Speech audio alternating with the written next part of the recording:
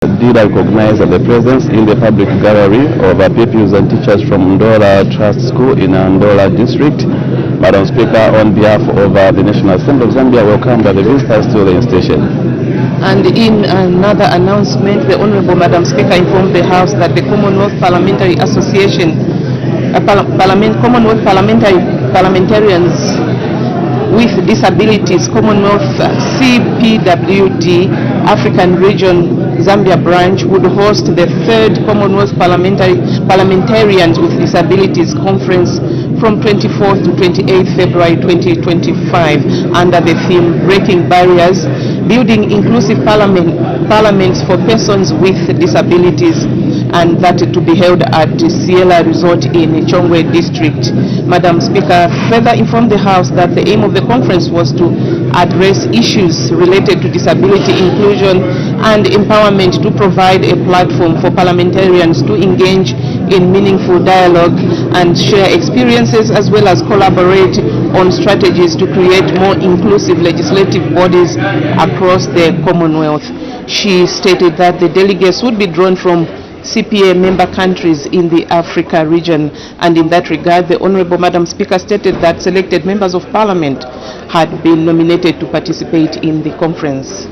Thereafter, Madam Speaker did render a ruling. Madam Speaker did remind the House that on Wednesday, 12th February 2025, when the House was considering question for oral answer number 171, and Mr. Chikote, MP, Minister of Energy, was responding to a supplementary question raised by Mr. J. Chivuye, Member of Parliament for Ron constituency. Mr. B. M. Pundu, Member of Parliament for Nkana constituency, raised a point of order and inquired as to whether Mr. E. Daka, Member of Parliament from Sanzara constituency, Mr. D. Mngandu, Member of Parliament for Chama South, and Mr. A. Luvusha, Member of Parliament for Chipangari constituency, and Mr. Jonathan Banda crossed the floor when they addressed the officials of the United Party for National Development Party (UPND) during the parliamentary by-election in Petauke Central constituency on 6th February 2025. Madam Speaker informed the House that in his point of order, Mr. Bimpundu MP referred to 3 Patriotic Front members of Parliament and Mr. Jonathan Banda, who did not exist in the records of the National Assembly, and alleged that the conduct of the 4 members was against the Constitution, and requested the Honorable Madam First Deputy Speaker to consequently declare their seats vacant based on the following authorities. 1. Article 72(2) of the Constitution of Zambia, Chapter 1 of the Laws of Zambia. 2. The Attorney General versus Akashamba Twambiku Star. And 3. The Attorney General versus Chishimba Kambwili. Madam Speaker informed the House that the point of order by Mr. Bimpundu MP raised the issue of a Member of Parliament sponsored by a political party crossing the floor. Madam Speaker, this that having referred to the above authorities, Madam Speaker stated that the point of order raised by Mr. Bimpundu MP related to the general interpretation of a written law, and that the request for her office to declare the three seats vacant members of Parliament did not fall within the jurisdiction, as such action would result in usurping the function of the judiciary. She stated that as guided by the Constitution, standing orders, and as espoused in the Chishimba Kambwili case, in that regard, Madam Speaker found that the point of order by Mr. Bimpundu MP inadmissible. And thereafter, Madam Speaker guided the House on the importance of members of Parliament to familiarize themselves with the National Assembly of Zambia Standing Orders 2024 as they regulated and governed the parliamentary business. And thereafter, the House the leader of government business in the House presented the business statement for the period 2025 February to 7th March 2025.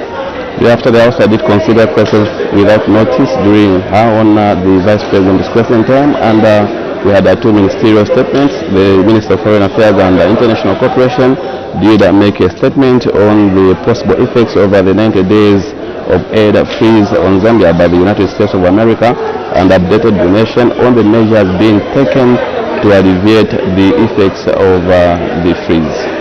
And in another ministerial statement, the Minister of Water Development and Sanitation made a statement on the contamination of the Kafue River in Kitwe and Kalulushi districts and updated the House on the extent of the contamination and the interventions being taken to resolve the problem.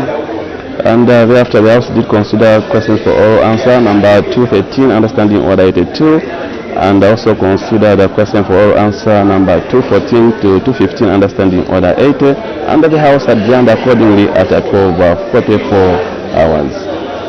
And just now we shift our attention to today's order paper, and in total we have 9 questions that are expected to be considered on the floor of the House.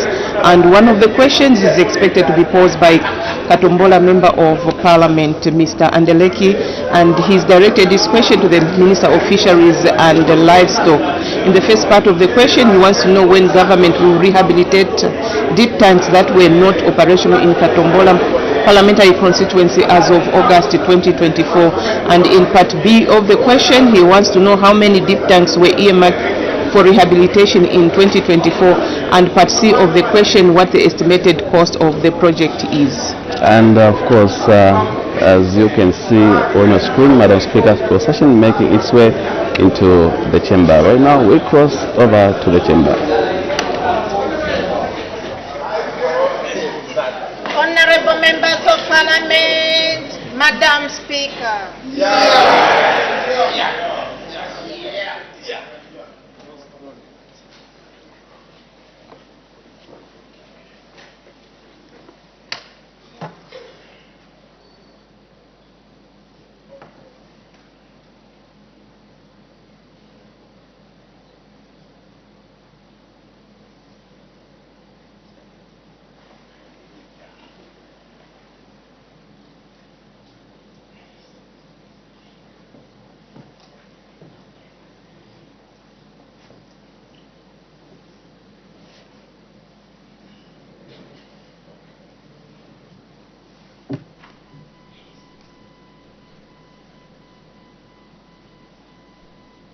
And sing of Zambia, proud and free, land of wealth and joy in unity, victors in the struggle for our rights. We want freedom's fight, oh, one, strong and free. Africa is our own motherland, passion with and blessed by those who blend.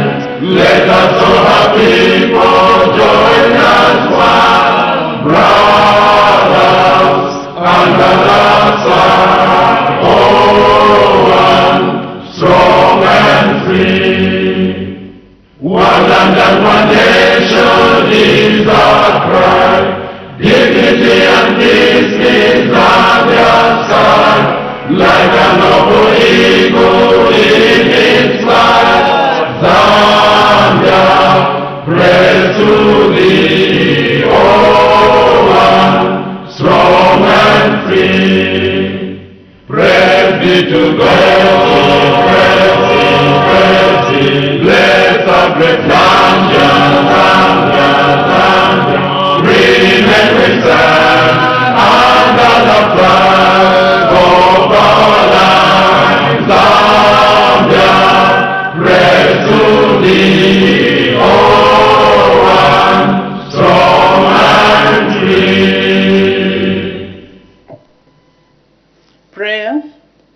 Almighty God, who in your infinite wisdom and providential goodness has appointed the offices of leaders and parliaments for the welfare of society and the just government of the people, we beseech you to consider with your abundant favor us, your servants, whom you have been pleased to call to the performance of such important responsibilities in this land.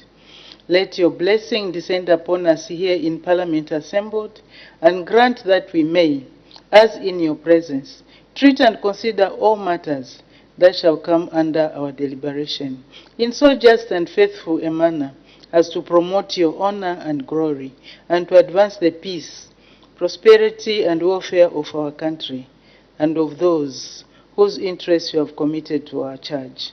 Amen.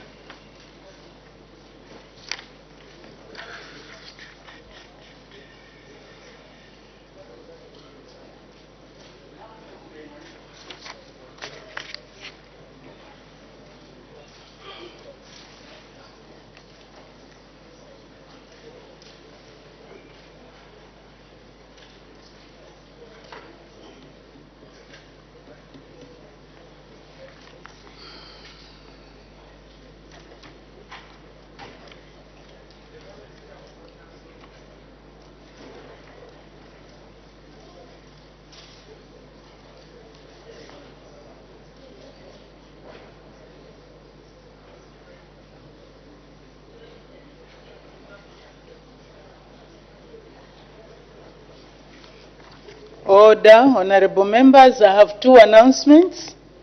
The first announcement is, honorable members, I have received communication to the effect that, in the absence of Her Honor the Vice President, who is attending to other government business, the Minister of Home Affairs and Internal Security, Honorable Jacob Jack Mwimbo, MP, has been appointed acting leader of government business in the House from today, Tuesday, 25th February 2025, until further notice. I thank you.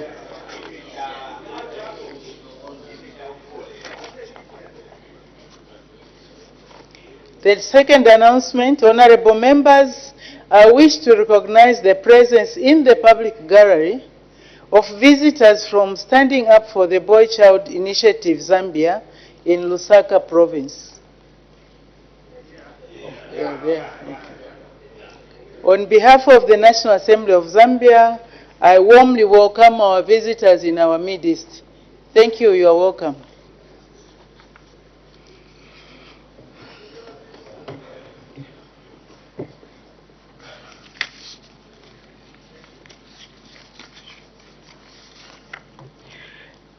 Urgent matters without notice. The Honorable Member for Kanyama. Thank you, Madam Speaker, for this opportunity that you have given me to ask urgent matter without notice. Madam Speaker, Madam Speaker, the matter of urgent matter of without notice is directed to the leader of government business.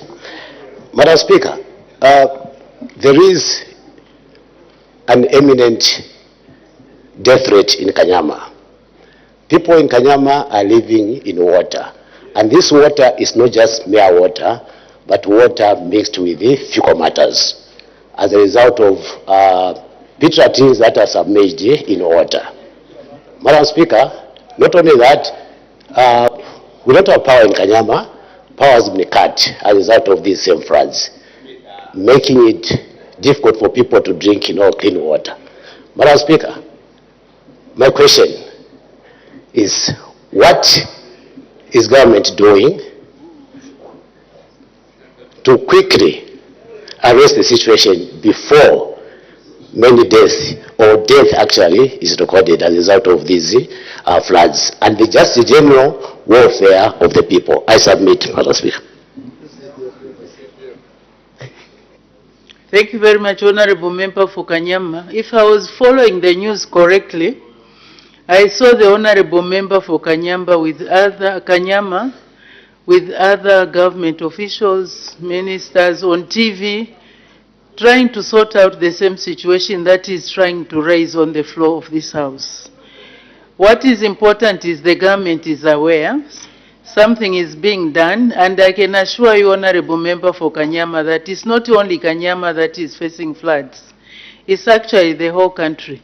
Maybe what we can do is ask the Honorable Minister or Her Honor the Vice President or the acting leader of government business in the House just to come and brief the House on the flood situation in the whole country.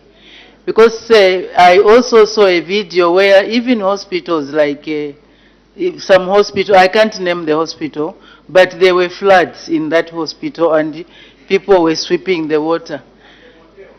Even our own motel, even here at Parliament, the lift the other day was flooded. So it's just the nature of things. You know, it's rain season. And also in terms of the planning permission, our people also in terms of complying with the law, I don't know, when the statement is made, maybe those are the issues that can be brought out. What is causing the flooding? Is it poor planning? Is people not complying with the law? It's just the rain season. We wanted the rain. It has come. I think we should thank God for the rains. So the Honorable Leader of Government Business in the House, I don't know whether it's the guy, maybe you'll find out who else. But I don't know when you can come to the House to, maybe you can indicate. Wednesday next week, Madam Speaker. So Wednesday next week, there will be a statement. I'm sure by that time there will be no floods. But maybe for purposes of planning.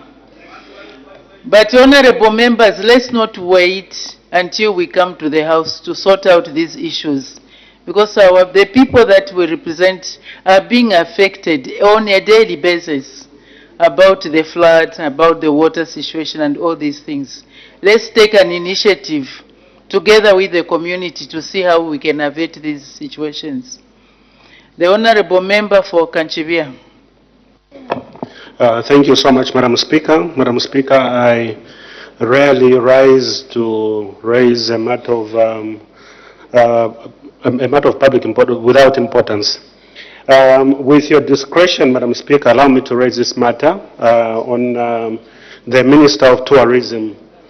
Madam Speaker, this matter has been deliberated quite repetitively on the floor of this House in previous sessions, but not in this session. The people in Kanchivia constituency, in particular an area called Kapumfi in Munikashi Ward, are under siege by buffaloes which are attacking their fields. And this has been brought to the attention of African parks in the area, but nothing is being done. Our fear, Madam Speaker, is that we may end up losing lives because not only are they destroying the fields, but also lives are under imminent threat, Madam Speaker. I seek your indulgence. Thank you. Thank you very much, Honorable Member for Kanchivia. Animal-human conflict, indeed a matter that has been raised on several occasions on the floor of this House. I recall last time when the matter was last raised, we constituted a committee of one in Honorable Member for Chama South. And I've since seen his report. He has made some recommendations. I think it's being attended to. But in the meantime, Honorable Member for Kanchivia, you can engage the Honorable Minister of Tourism to see what can be done to avert the situation. But that issue is being attended to. I just can't remember what the recommendation is. But once a decision is made, it will be communicated. The Honorable Member for Bwana Mukubwa. Thank you, Madam Speaker. Madam Speaker, this bench rarely rises on this urgent matter without notice. And mine, Madam Speaker, is directed to the Minister of Health, who I haven't seen in the House, but I'll direct it to the Leader of Government Business in the House. Madam Speaker, this morning there's an urgent recall of a drug which is manufactured by Shalina Pharmaceutical in conjunction with Zamra. This is a very urgent recall for a drug called lumefantrine oral powder, which is used for infants between 2 months or either 5 kgs in terms of weight to treat malaria in certain areas or regions where certain medicines such as chloroquine and others don't work. Madam Speaker, this issue affects our communities, especially infants. So, Madam Speaker, is the Minister of Health is the Minister of Health not supposed to give us a status of this medicine which has been recalled, also to tell us what has necessitated the recall of this particular batch to ensure that lives are mitigated, and if there are any other batches which are not, which shouldn't be consumed by these small, or by these children, as it were. I thank you, Madam Speaker. Thank you very much, Honorable Member, for Bwana Mkubwa.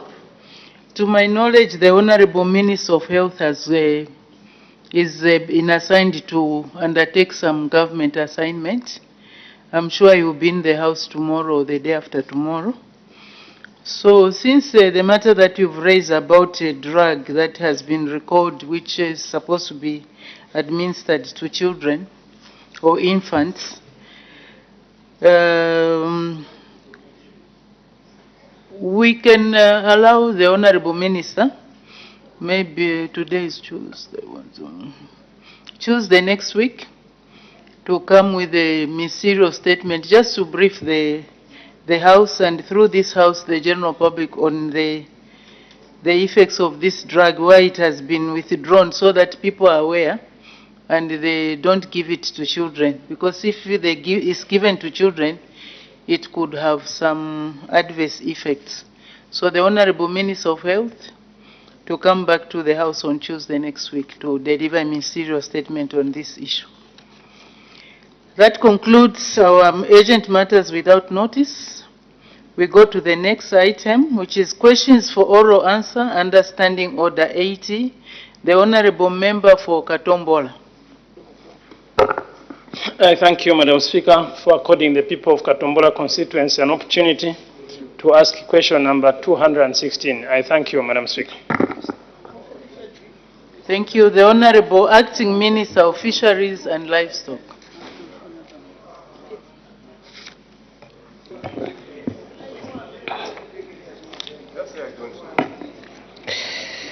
Madam Speaker, the Honorable MP for Katombola asks the Minister of Fisheries and Livestock when the government to rehabilitate deep tanks that were not operational in Katombola Parliamentary constituency as of August 2024, B, how many deep tanks are here marked for rehabilitation in 2024, and C, what the estimated cost of the project is. Our response: I wish to inform this August House that the UPND administration has remodeled the approach in the provision of community livestock infrastructure such as deep tanks by making them community driven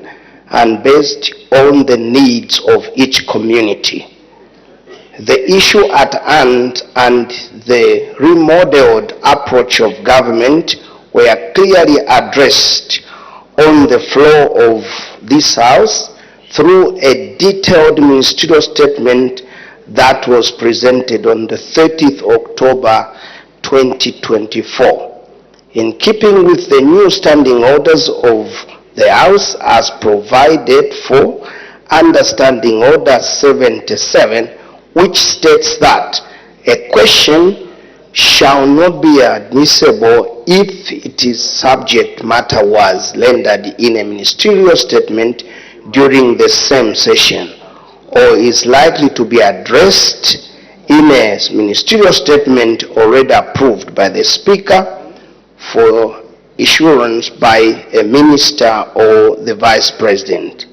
It is with this expectation that this ministerial statement addressed all questions related to the deep tanks, and that we can therefore put the matter in Katombola and any other constituencies to rest. B, in view of A, B, C, would be determined by the respective communities. I thank you, Madam Speaker. Thank you very much. Now, in view of that, although it's supposed to be administrative, the question was admitted. It's now on the floor of the House, so we can't avoid it. I'm using my discretion now to be able to deal with this issue. I know the Honorable Minister says it was addressed in a ministerial statement of 30th October 2024.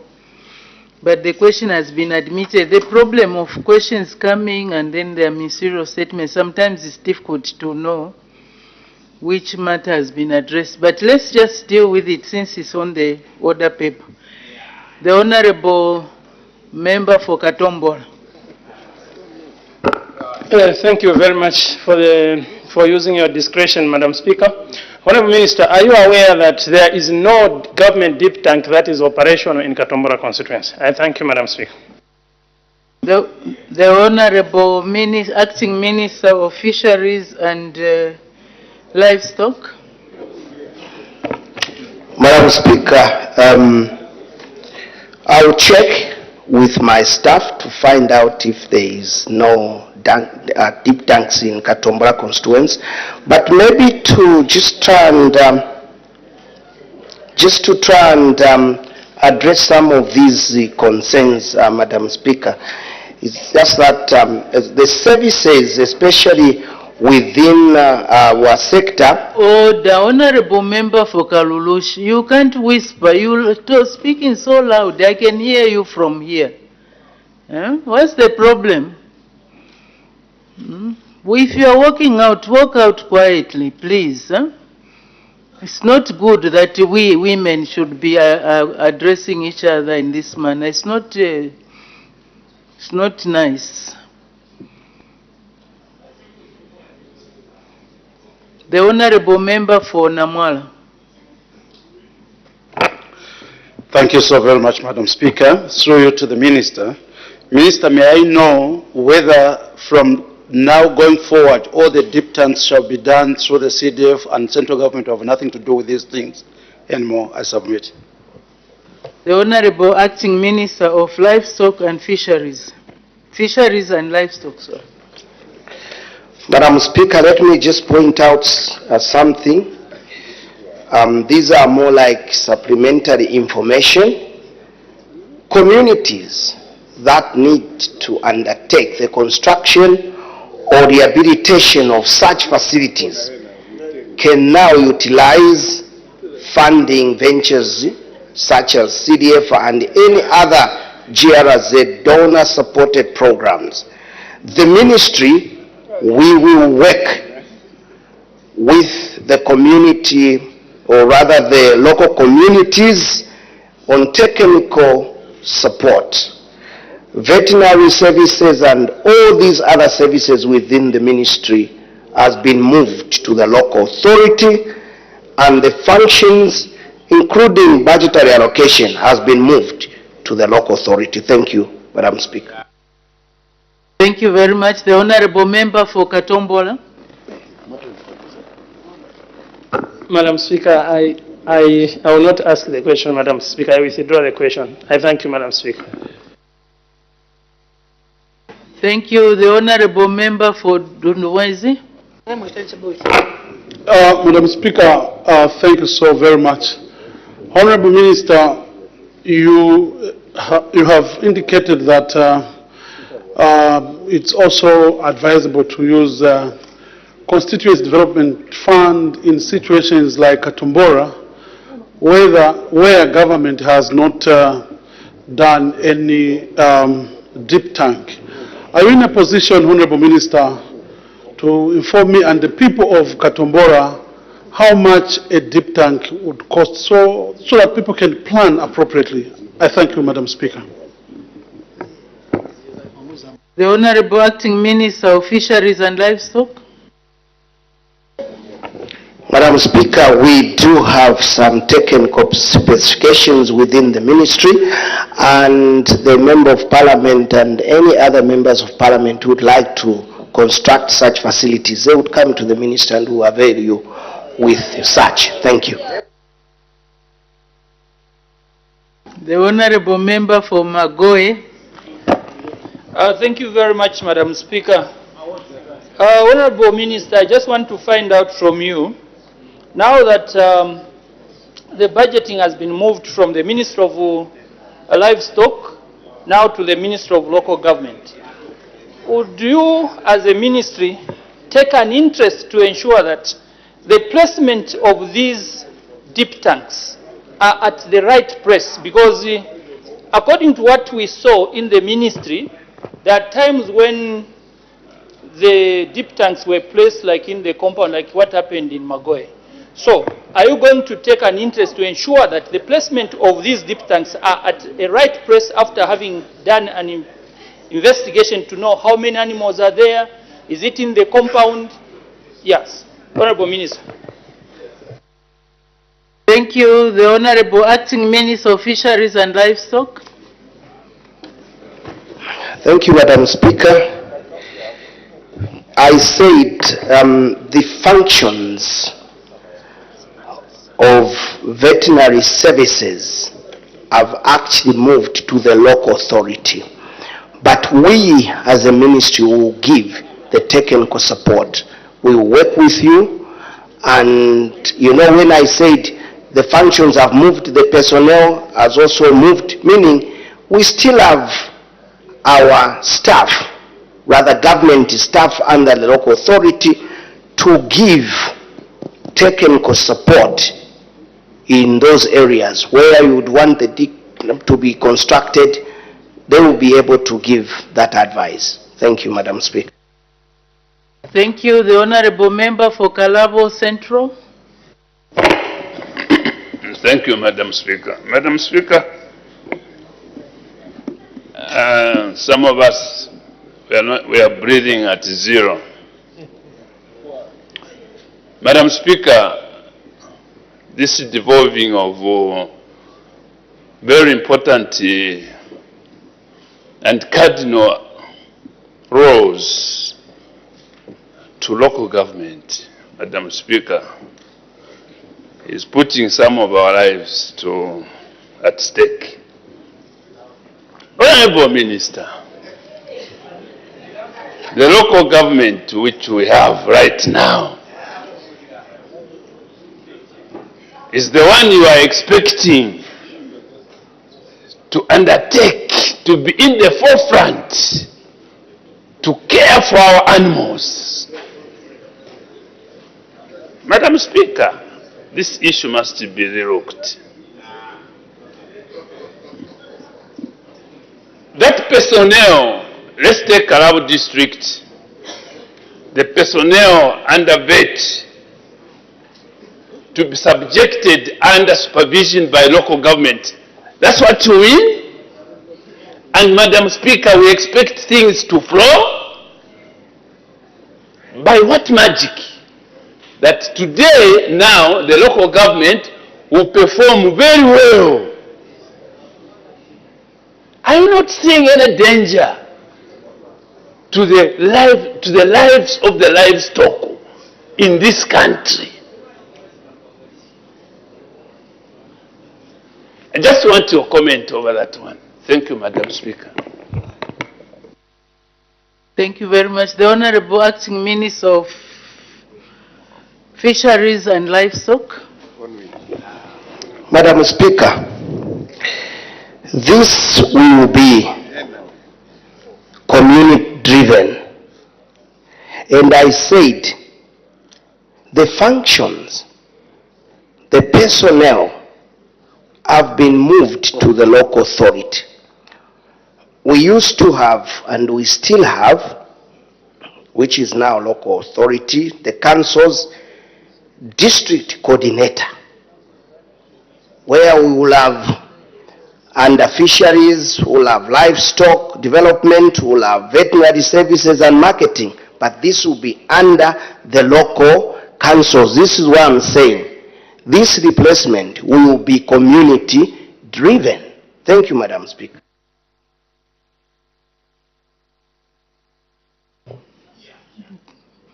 Maybe honorable members that are not clear to engage with the honorable minister to seek clarity and to give their concerns or to present their concerns to the minister over this issue, because it looks like it's not very clear. Next question. The honorable member from Pika. I'm grateful, Madam Speaker. Question number 217. The honorable minister of tourism. Thank you very much, Madam Speaker. Madam Speaker, the Honourable Member of Parliament from Pika, Parliamentary constituency, desires to ask a question to Minister of Tourism whether government has any plans to create a community game ranch in Pika constituency, and if so, when these plans will be implemented. Madam Speaker, as you respond to the question, government does have plans to facilitate the creation of community game ranches in various game management areas, which are popularly known as GMAs, including that of Pika Parliamentary constituency. However, Madam Speaker, I would like to bring to the attention of the House that the creation of the community game ranches are demand-driven by various communities. In this regard, government simply facilitates the process of creating a community game ranch by interested communities as soon as they submit their application and pay the requisite statutory fees. In B, Madam Speaker, when will these plans be implemented? As alluded in Part A, Madam Speaker, this is purely dependent on the relevant communities in Pika Parliamentary constituency submitting application and paying the statutory fees to the Department of National Parks and Wildlife, which resides within the Ministry of Tourism. Madam Speaker, I submit. Thank you. Supplementary questions. The honorable member from Pika. Thank you so much, Madam Speaker, and thank you, Honorable Minister. Madam Speaker, Pika is home to the North Luangwa National Park.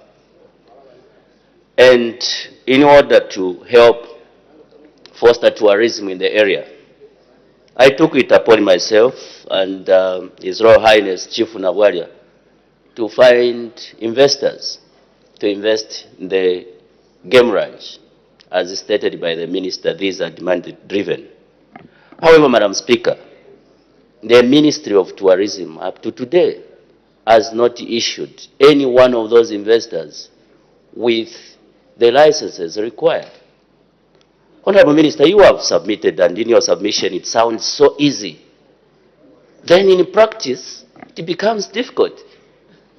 The people of Mpika would want to understand why it's sounding so easy there, but when it comes to actualization, it takes very long for your ministry to give licenses to those who want to acquire, who want to set up game ranches. I thank you, Madam Speaker. Thank you. First of all, there is too much consultations going on, and they are so loud. We will not be able to follow the answers and the questions. Please, can we tone down? The Honorable Minister of Tourism. Thank you very much, Madam Speaker. Madam Speaker, I do sympathize with my colleague, Honourable Member of Parliament from Pika, that most of these applications take long. I would like to attribute that to just some administrative challenges, which obviously as a ministry we are trying to address. But I would like to call upon the Honourable Member of Parliament to please take time to come and enjoy a cup of coffee, cappuccino to be specific, in my office, and then we can be able to discuss these matters. We want to have as many community game ranches as we possibly can in these various areas. That will relieve off the strain that we have whenever we have traditional ceremonies where the Royal Highnesses are always coming to the ministry to request for animals, and also the protein deficiency that may be perceived to be obtaining in these particular areas. But would like to encourage a Member of Parliament to come and see us, and then we'll be able to fast track. Thank you, Madam Speaker. I submit. Thank you very much. The Honorable Member from Pika.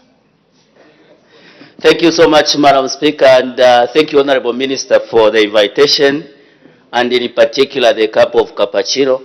But, Madam Speaker, I would rather go back with the license, which will create jobs for our people in Mpika, than me enjoying a cup of cappuccino. Honorable Minister, I will be there as soon as yesterday. And I thank you, Madam Speaker. So it's a comment. I don't know. The Honorable Minister, you have invited for a cup of cappuccino, but the Honorable Member is saying he would rather go back with the license. I thought he was going to say, I'll bring my own water, sugar, and milk so that I make for myself. The Honorable Minister of Tourism. That's on a lighter note. I thought maybe he doesn't trust your cappuccino. Thank you very much, Madam Speaker. And Madam Speaker, as I agree with my Honourable Member of Parliament from Pika, indeed, the creation of these community game ranches would not only obviously give the people of Nabwalia enough desired protein, but also give them an opportunity, considering that community game ranches, or game ranches as it were, private game farms, can be quite labor intensive.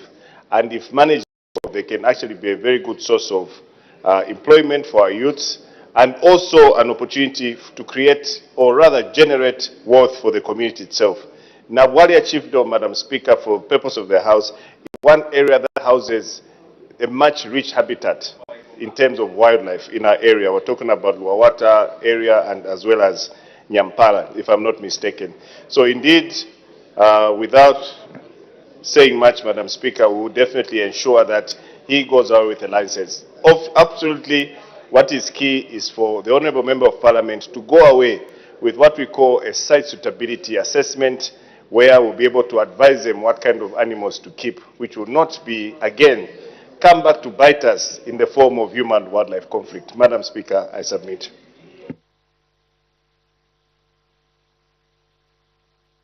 I'm tempted to give honorable members 5 minutes to just chat, do whatever you want. Because we can't continue like this. There is a lot of chatting going on.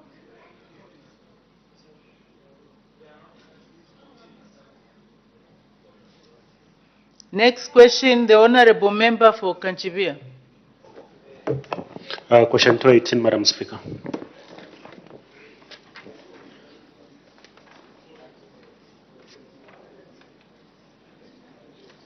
The Honorable Acting Minister of Fisheries and Livestock. Madam Speaker, the Honorable Member of Parliament for Kanchibia, Honorable Sande Chanda, is asking the Minister of Fisheries and Livestock whether the government has any plans to conduct cattle restocking exercise in Kanchibia parliamentary constituency. B, if so, when the plans will be implemented, and C, if there is no such plans, why? Madam Speaker, our response, yes, Honorable Member of Parliament for Kanchibia may wish to note that government has stocked Kanchibia parliamentary constituency with 11 dairy cattle and 104 goats. B, this activity was actually implemented in the last quarter of 2024. And C, as indicated above, we have already implemented the activity, and therefore this question fall out. Thank you, Madam Speaker. Thank you. Supplementary questions, the Honorable Member for Kanchibia. Thank you so much, Madam Speaker. Madam Speaker, Kanchibia constituency is 8,800 kilometers squared. In being 8,800 kilometers squared, Kanchibia constituency is 24 times the size of Lusaka district. The minister tells us that the restocking has seen 11 dairy animals and 104 goats against an area that is 8,800 kilometers squared with immense agricultural potential. Honourable Minister, in terms of government policy, What numbers are we looking at in order to create a sort of impact on the ground? Because 11 dairy cattle is what would be given to even just one startup farmer. Madam Speaker, thank you. Thank you. The Honorable Acting Minister of Fisheries and Livestock. Madam Speaker, the question was that have we done any, impairment in terms of animal stocking in Kanchibia? And the government has responded that we have already started. We've given out 11 and 104 of the goats. So the process has already started and we'll do more this year, Honorable Member of Kanchibia constituency. Thank you. Thank you. The Honorable Member for Chifubu. Thank you, Madam Speaker. Honorable Minister, cattle restocking is the process of giving the pastoralist farmers the animals after they have been wiped out by the disaster. Considering Kanchibia as our example in the question, I want to find out, have you taken time to assess what has been the cause of the depletion of these animals that are demanding the restocking in Kanchibia as we restock, so that we can as well deal with the challenge of what is wiping out the animals? Thank you. Thank you. The Honorable Acting Minister of Fisheries and Livestock. Madam Speaker, the government is concerned, and I think that question comes to me, and I may not respond to the way you would want me to respond. This is a new program the government has started to restock animals in our constituencies, and will continue to do this. Thank you, Madam Speaker. I believe maybe it could be the use of the word restocking. When you restock, it's like you are bringing back. So the Honorable Member for Chifubu was wondering whether there was a problem in Kanchibia.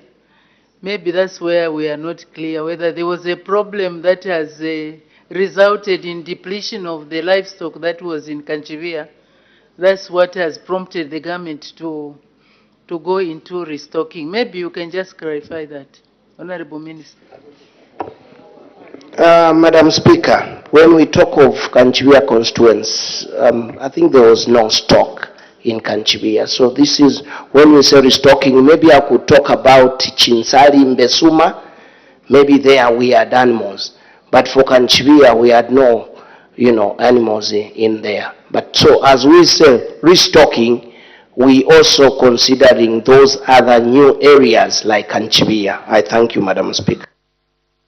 Thank you very much. The Honorable Member for Kanchibia. Madam Speaker, I don't wish to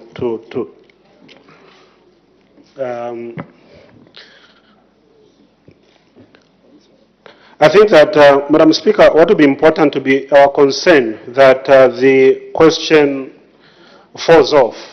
And I think that's a response given by the technocrats at the ministry.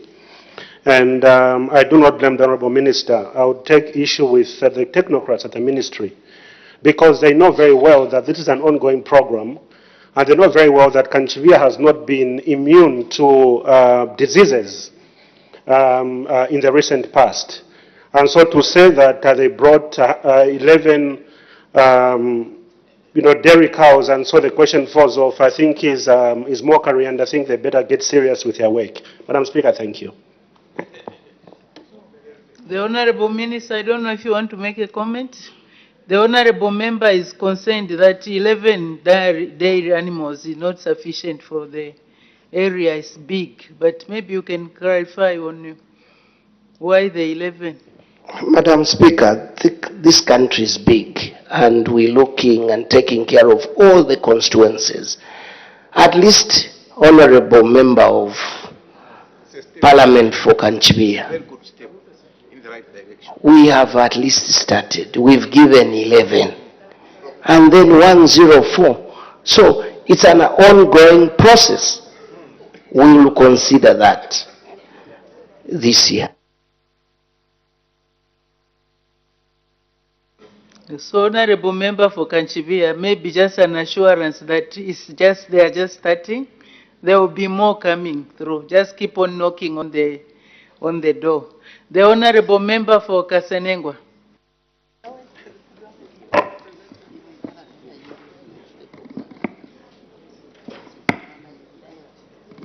Madam Speaker, Madam Speaker, thank you for the opportunity to ask a question.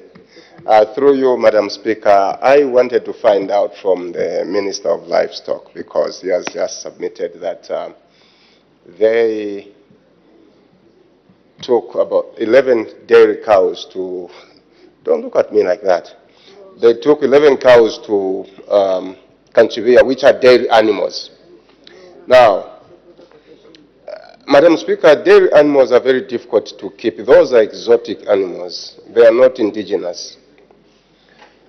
I wanted to find out from the Honorable Minister if they have provided enough training to the beneficiaries of those dairy animals, and if they considered the market as well in Kanchivia. 11 cows, Madam Speaker, raises a lot of questions. Maybe the Minister should come back with a statement so that we can ask you so many questions. I have a lot of questions, considering that I come from the dairy background, and restocking a vast area like Kanchivia with 11 cows. Now, to some extent, I would think, does it mean these people are not farmers? So government is trying to experiment. But I want to find out more if enough training was given to those people, so that it doesn't happen like it has happened in other areas where you empower people with chickens, within a week or so they die. In my constituency, Madam Speaker, sorry to say, chickens were donated. Before the minister arrived in Osaka, those chickens were all eaten. I experienced this, and I was even invited to go and eat the chickens. Yes, it happened. So I just want to know, so that those animals do not go to waste, Madam Speaker. Thank you very much. The Honorable Minister, Acting Minister of Fisheries and Livestock.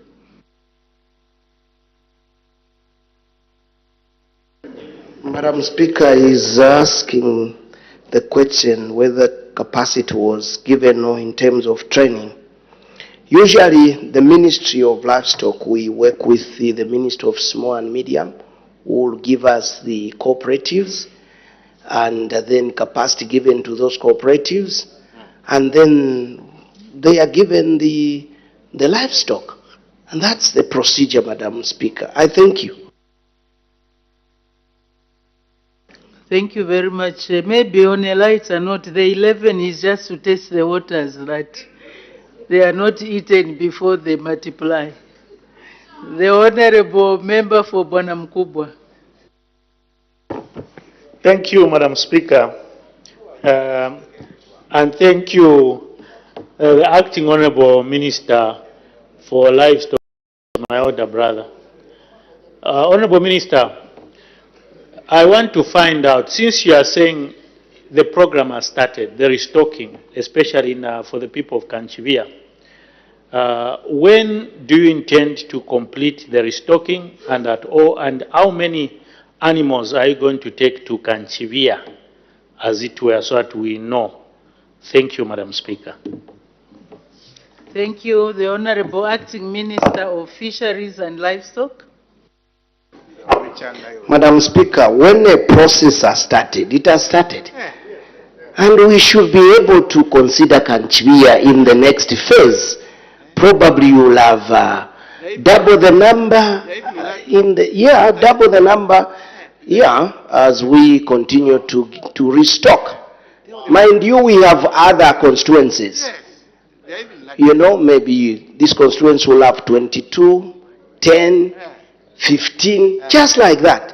It's an ongoing process. I thank you, Madam.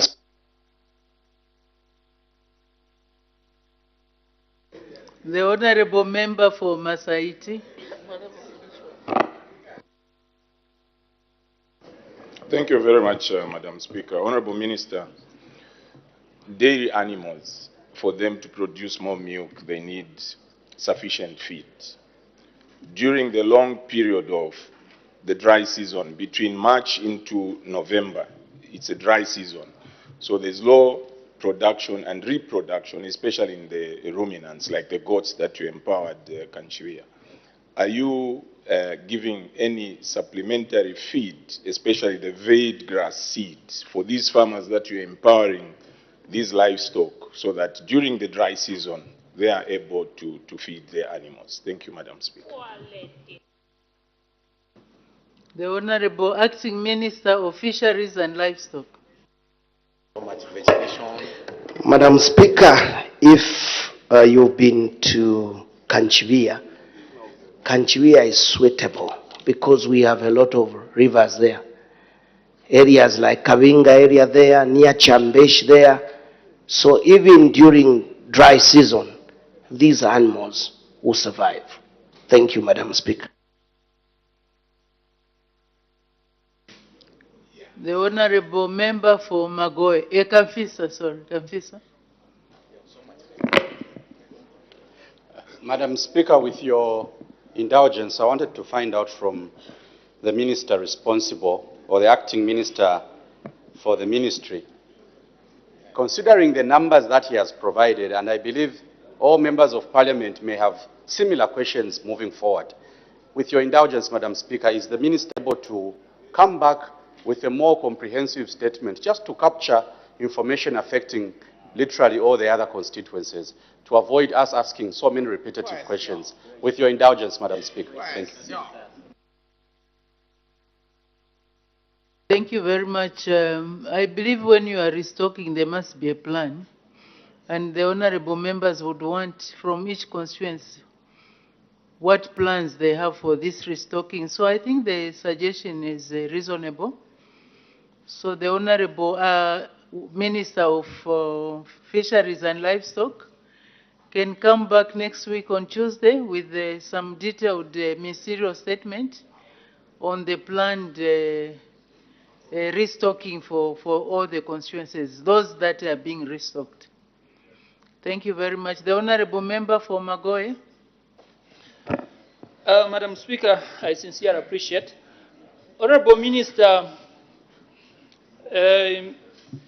one of the main ingredients for you to look after the dairy animals is to ensure that there is enough vet officers, because these animals, as per what my colleague said, they are highly exotic and they need feed, they need proper vaccinations. As you trying to consider to give other constituencies, have you considered to put up vet clinics to ensure that the animals are taken care of? Thank you, Madam Speaker. The Honorable Acting Minister of Fisheries and Livestock. Madam Speaker, I think in the area question, I mentioned that we do have our district coordinator who have now moved to the local authority. The veterinary services have moved there. Livestock development department, even marketing, it's there. So, Honorable Parliament for Magoe, these services will be provided to our farmers. I thank you, Madam Speaker. Thank you very much. We move to the next question. The Honorable Member for Chieng. Thank you, Madam Speaker, for giving the people of Chiengi this opportunity. Question number 219. Thank you. The Honorable Acting Minister of Infrastructure, Housing and Urban Development.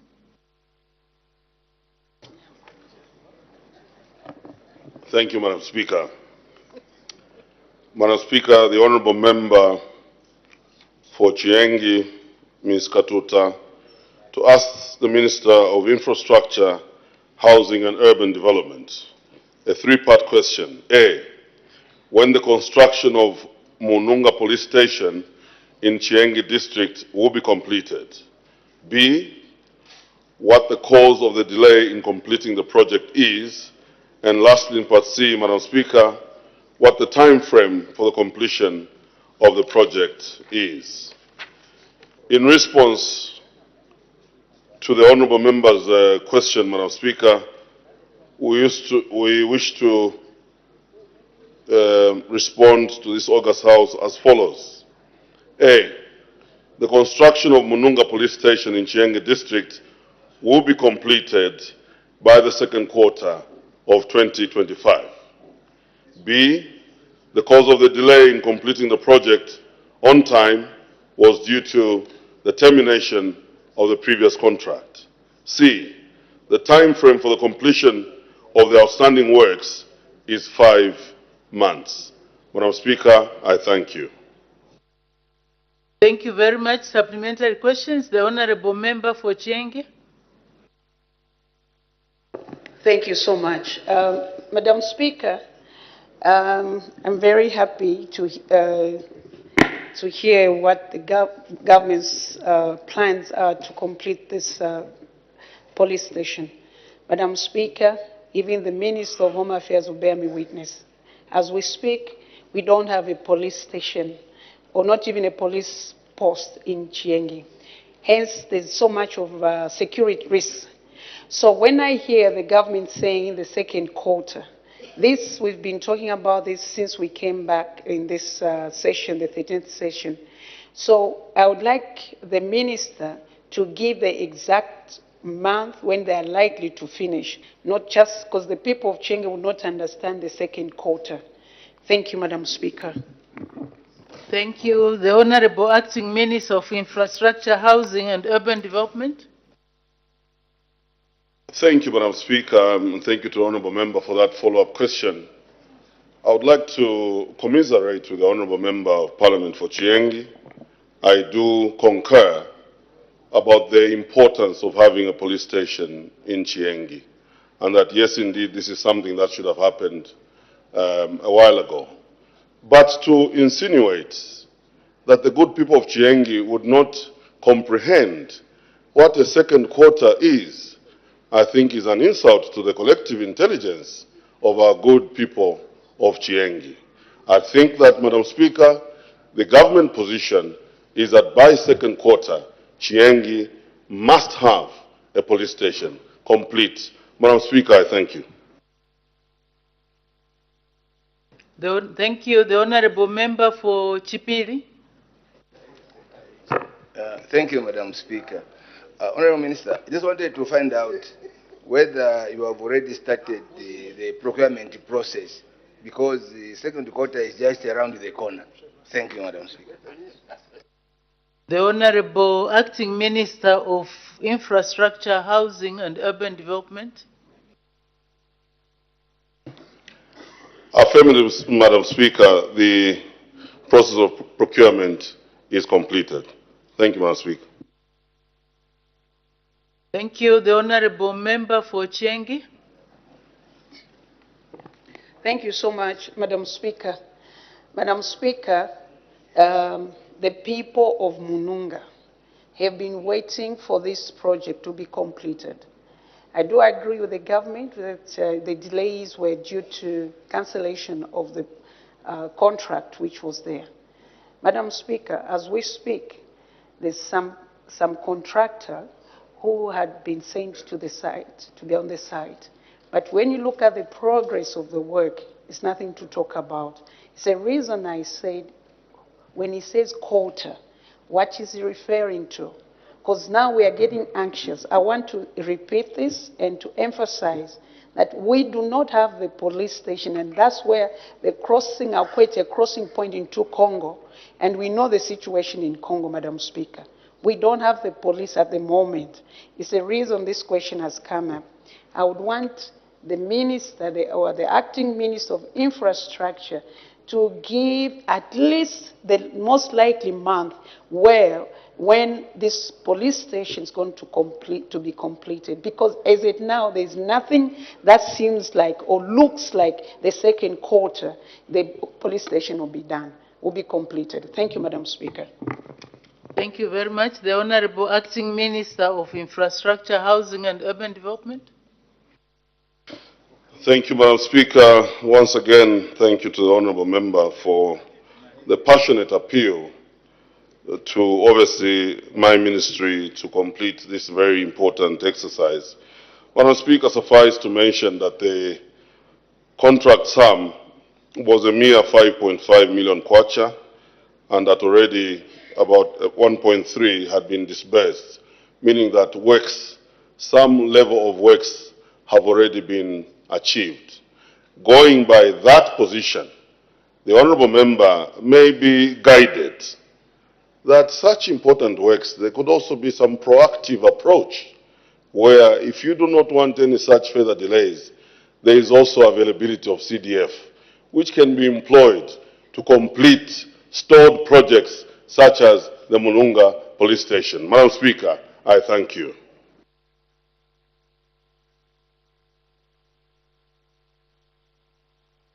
Honorable Member for Kasanengo, what's the point of order? Madam Speaker, thank you very much for the opportunity. I'm sure it also benefits the people of Kasanengo, and this is pursuant to 71. Madam Speaker, is the Honorable Minister in order to refuse to make a simple clarification asked by the Honorable Member for Chiengi?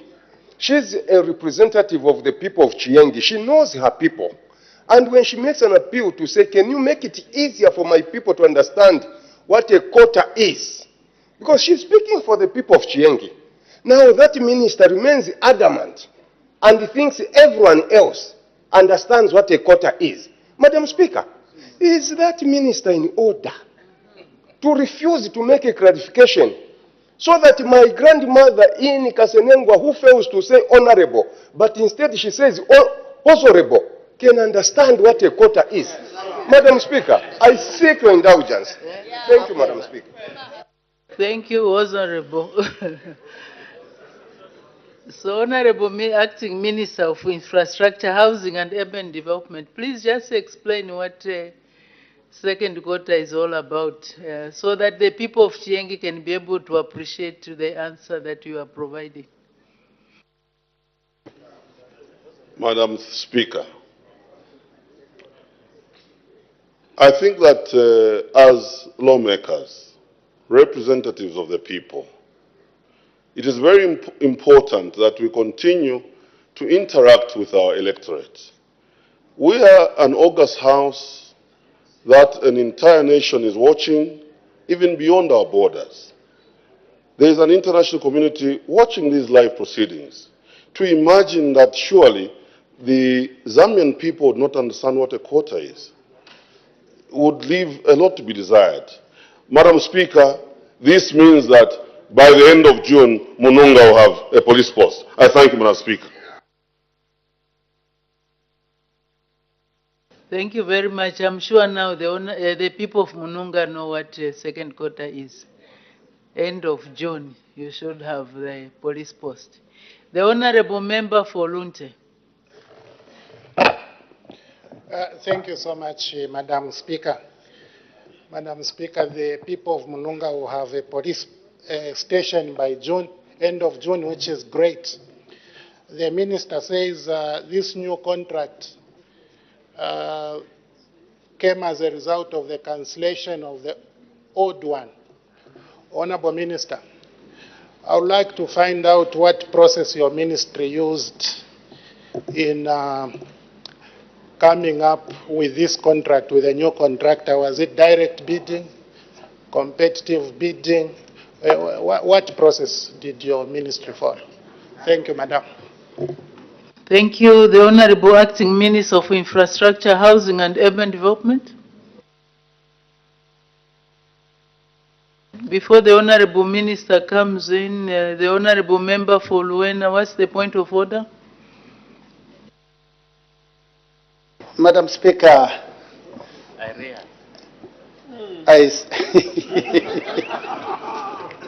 Indeed, I rarely rise on points of order, but Madam Speaker, this one is very, very compelling.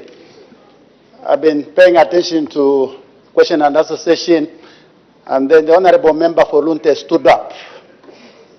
And Madam Speaker, I looked at him very closely and quickly went to the standing orders dress code, Madam Speaker, 216. And I must mention that I also had the opportunity to look at the shoes he's wearing to go with his green outfit. Madam Speaker, is the Honorable Member in order? Madam Speaker, to dress in a manner that violates anything that one would call is acceptable outfits for this august house, beginning from his shoes, the jacket, and he's not even having a belt, Madam Speaker, when I walked close to him. And that blouse-like shirt he's wearing inside. Is he in order, Madam Speaker? I seek your serious ruling. There's no belt. The honorable members, from where I'm sitting, I can't see what type of shoes the honorable member is wearing. I can't see whether he has a belt on or not. But only what I can only see is that he's promoting the environment by wearing green. So he's in order from that point on. But if there is anything wrong, I think that is a job for the whips to discharge, to advise honorable members if they are not properly dressed, and also our sergeant at arms. As from here, I cannot see anything. I find nothing wrong with the honorable member for Lunte. May the honorable minister answer the question that was asked by the honorable member for Lunte. Thank you, Madam Speaker, and thank you to the Honourable Member for Lunte for that question. The Honourable Member may wish to know that I am aware that the initial contract was terminated due to non-performance, and as to how the second contract was procured, I may wish only to state that I'm sure that laid down procedure was followed, and that if the Honourable Member so wished, I think that this is something that can come in a subsequent or perhaps further question. Madam Speaker, I thank you. Thank you very much. We will now move to the next question. The honorable member for Kamfinsa. Thank you very much, Madam Speaker. The people of Kamfinsa wish to ask question number 220. I thank you.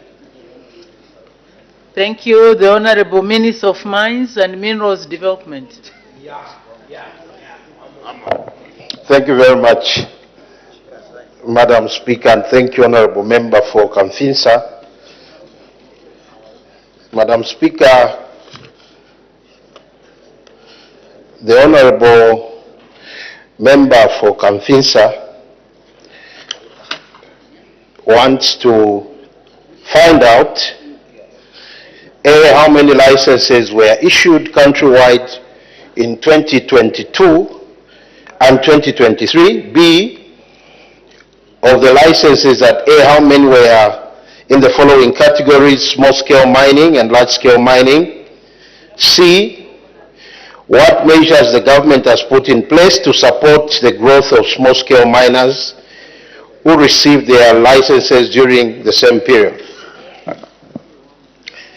Government's response is as follows, Madam Speaker. 32 mining licenses were issued in 2022 and 1,185 mining licenses in 2023. B, out of the licenses that were issued, the categories are as follows. 1, small-scale mining licenses, 24 in 2022 and 701 in 2023. Number 2, large-scale mining licenses, 8 in 2022 and 484 in 2023. Madam Speaker, on C, government has put in place measures to support the small-scale miners through the following. Number one, formalization of artisanal and small-scale mining operations to promote participation of local people in the exploitation of mineral resources in their respective areas. Government, through the ministry, is undertaking a formalization program aimed at formation of cooperatives and awarding of artisanal mining licenses. Number two, facilitate access to capital, equipment and markets. Further, government is providing support to the artisanal miners by ensuring linkages to various partners for them to access capital to increase their productivity, as well as provision of basic mining equipment, ensuring access to markets for their mineral commodities to avoid being exploited.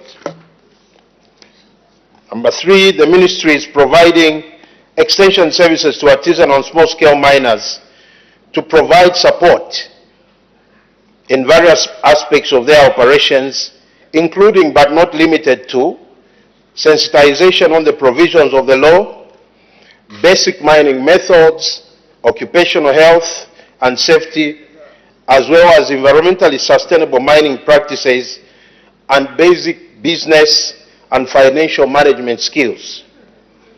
Number four, the ministry is working in a multi-sectoral approach by undertaking various efforts aimed at providing a conducive policy, legislative and institutional environment to support the growth of the artisanal subsector in Zambia. For instance, under the policy framework, government has put in place an enabling tax regime for the artisanal miners, while in terms of legislation, among other artisanal mining licenses, the licenses have been exclusively left for the local people. In terms of institutional framework, government is in the process of establishing a department under the Ministry of Mines dedicated to deal with the artisanal miners. I thank you, Madam Speaker. Thank you. Supplementary questions. The Honorable Member for Kamfinsa. Thank you very much, Madam Speaker. Honorable Minister responsible for mining, you have confirmed that 701 small-scale licenses were issued in 2023 and 8 were issued in 2022. One of my questions related to what you have done so far, not what will happen in future, but so far from 2022, 2023. Madam Speaker, when we issue a license, the assumption is that our people are going to do the actual mining. So my first follow-up question to you, Minister, 8 plus 701 or 24 plus 701, out of these, how many have you assisted with finances to actually do the actual mining? Finances are very key, Honorable Minister. We should not just issue licenses, we should also help our people to do the actual mining. That is my first follow-up question, Madam Speaker. Thank you. The Honorable Minister of Mines and Minerals Development. Thank you very much, Madam Speaker. I wish the Honorable Member had specified in the question that he wanted us to break down on how many we have helped so far, because the records are there at the Ministry. As a matter of fact, Madam Speaker, on the 28th we are launching a new cadastre system. You can just punch in there and it will give you all the information that you want. There will be online interactive. If you want that information as to the specific mines that we've helped so far, it is very available at the Ministry. We'll give it to you. You can interact with us at the office. I thank you, Madam Speaker. Go there. Thank you. The Honorable Member for Kabwata. I'm grateful, Madam Speaker, for the opportunity. Honorable Minister, we saw in the past where maybe you'll find one company has gotten about maybe even 50 mining licenses, others were getting 25, just one individual. Now, I wanted you to give a comparison with what is actually transpiring now in terms of transparency on how mining licenses are being issued between 2022 and 2024. I thank you. Thank you. The Honorable Minister of Mines and Minerals Development. Thank you very much, Honorable Member, and thank you, Madam Speaker. Yes, in the past, when we came, really there were people holding 50 licenses alone, or 25 licenses alone, not mining on those particular licenses and just speculating on them. But we have since, actually when we closed the cadastre department, we called everyone who was in that category to say you have to surrender back these licenses to government. And ours, we are saying that we'll limit it to 5. I think the Minerals Commission Act stipulates the number of licenses each particular individual must have, up to 5. And there has to be justification as to why you need to have 5 licenses. And number 2, if you want to go beyond, you have to prove that you will have worked out the 5. In other words, you haven't just been speculating on them.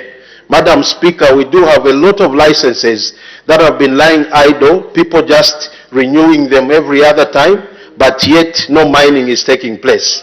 So government is saying, if you can't use, we grab it back. So with the act now coming in place, it will be limited only to 5 licenses. And our emphasis, if you look at how we've given out the licenses, we are talking about these numbers that you see are quite big, and they are specifically meant for Zambian artisanal miners. This government has emphasized that there will be no non-Zambian who would receive an artisanal mining license. I thank you, Madam Speaker. Thank you. The Honorable Member for Kamfinsa.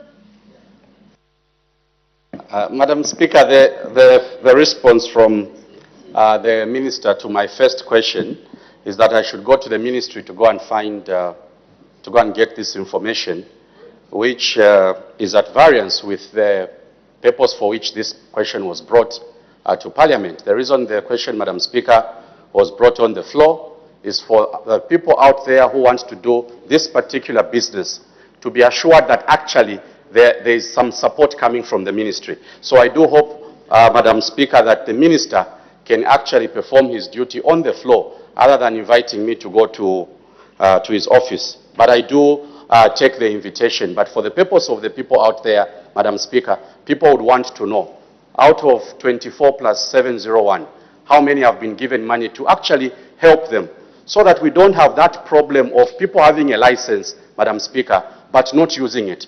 The reason is that people don't have money. And we need to create millionaires, Madam Speaker. My second follow-up question. Those statistics, you have officers who have joined you today. Can they provide that information, Madam Speaker, so that we know if at all there is money that is going to our small-scale miners? I thank you, Madam Speaker. Thank you. The Honorable Minister of Mines and Minerals Development. Madam Speaker, with your indulgence, I will seek that the Honorable Member puts in an urgent question even tomorrow on the floor of the House. We can provide that answer. I thank you, Madam Speaker.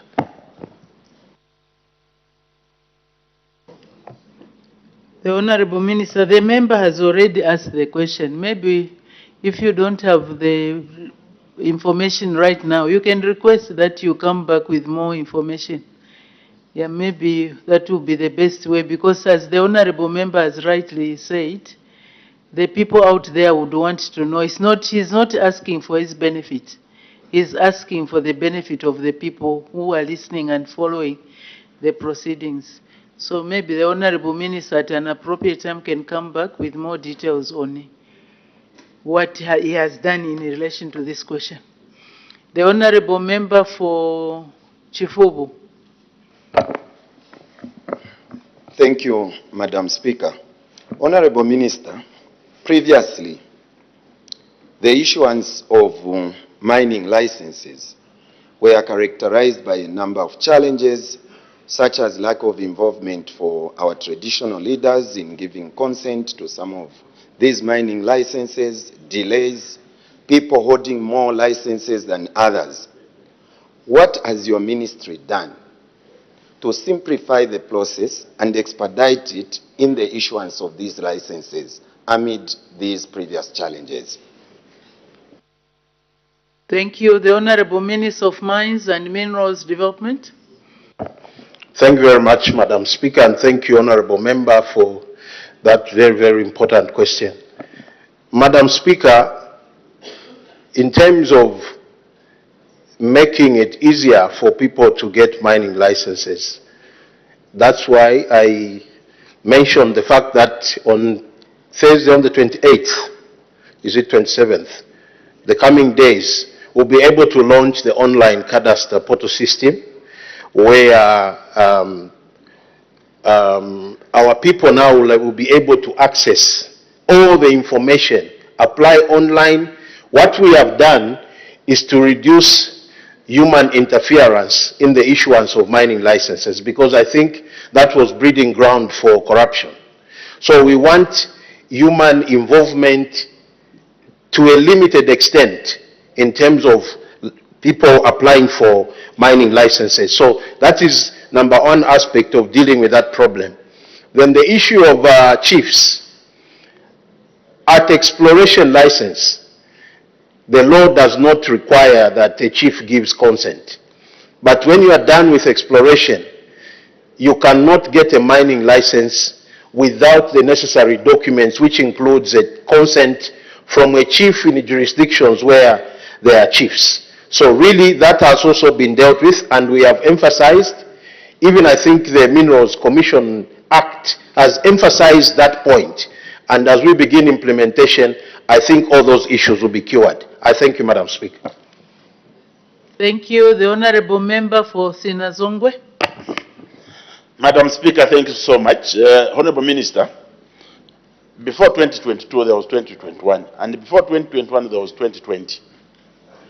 I would like to thank you for the efforts that you have kept on in trying to help these artisanal and small-scale miners. We are coming from an arena where there was literally nothing for the small-scale and medium miners.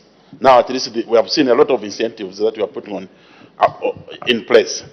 What I want to find out from you, Honorable Minister, through you, Madam Speaker, is these artisanal miners, they keep losing from the so-called buyers, because they don't, the buyers determine on how much they have to buy that particular mineral. Now, what I wanted to find out from you, or want to find out from you, is what specific measures are you putting in place so that our small-scale miners don't keep losing these resources from the so-called buyers? I submit, Madam Speaker. Thank you. The Honorable Minister of Mines and Minerals Development. Thank you very much, Madam Speaker, and thank you, Honorable Member for Sinazongwe. That is a very, very important question. Madam Speaker, the formalization process, one of the issues that is being addressed is the issue of gold. For example, in the gold sector, we have appointed an aggregator called Zambia Gold, and also other private companies are going to come into place. We are going to set up marketing centers. As we are talking right now, they are being constructed in Mumbwa and Rufunsa, and they'll be spread across other areas. So when we put those things in place, it means that we want to create a buyer of choice. Because what we've been having, Madam Speaker, is that our artisanal miners have just been digging from pit to pot, and that's the end of it, and their lives are not changing. So by setting up that system, it means that we are going to cut out briefcase buyers, those who buy at very low prices and buy and eat on top of the heads of our artisanal miners. So the gold marketing centers are going to have gold prices which are competitive, not the ones determined by briefcase buyers, because our artisanal miners have no choice. So government will be present in all centers where, these mining activities are taking place. In terms of other minerals, we have been engaging the big mining guys to be able to model, extension services to artisanal miners, so that when they are mining, the very mining companies will be their off-taker. So they will off-take at the right price. Because what used to happen was they will be digging and they don't know. Somebody just walks in and says, I'll buy this truck of your copper or whatever mineral.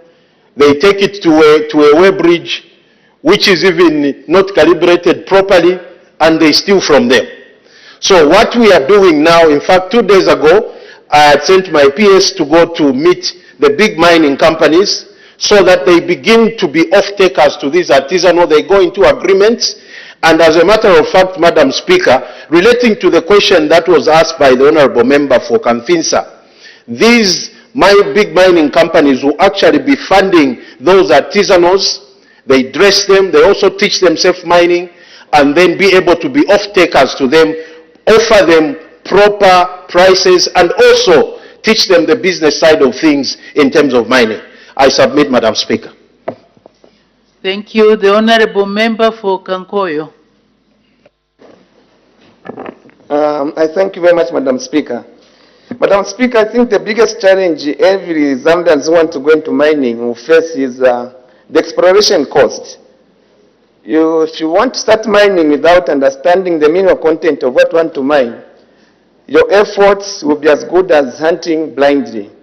Just to drill one hole, you need to spend a minimum of $200 per meter, and you need to go a minimum of 80 meters. On a small-scale mining license, you need to do at least a minimum of 7,500 holes, which will give you a total cost of $150 million if you are to support all the artisanal licenses which were issued. Does the European government have the capacity, or any other government, to spend $150 million per year to support artisanal license? We are not even sure of the result of certain exploration. I thank you, Madam Speaker. Thank you. The Honorable Minister of Mines and Minerals Development. Thank you very much, Madam Speaker. The fortunate part is artisanal mining is a pick and shovel kind of mining. It does not involve drilling holes to explore. It's pick and shovel. That's why it's called artisanal mining.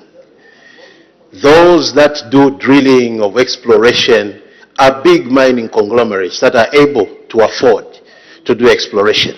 I thank you, Madam Speaker. Thank you. The Honorable Member for Mbavala. He doesn't know he's gone. Honorable Member for Mbavala is not in. The Honorable Member for Chipili. Thank you, Madam Speaker. Honorable Minister, I just wanted to find out on exploration licenses, those who have exploration licenses. You may find that most of them, they don't go on site and do the exploration. They wait for 5 years. Nothing is happening in that area for 5 years. How do you treat that such kind of explorers? If I want to get a license, an additional license in that area, but it has been dormant, how do they hand over part of their land which they have applied for? I want a bit of explanation. Thank you, Madam. The Honorable Minister of Mines and Minerals Development.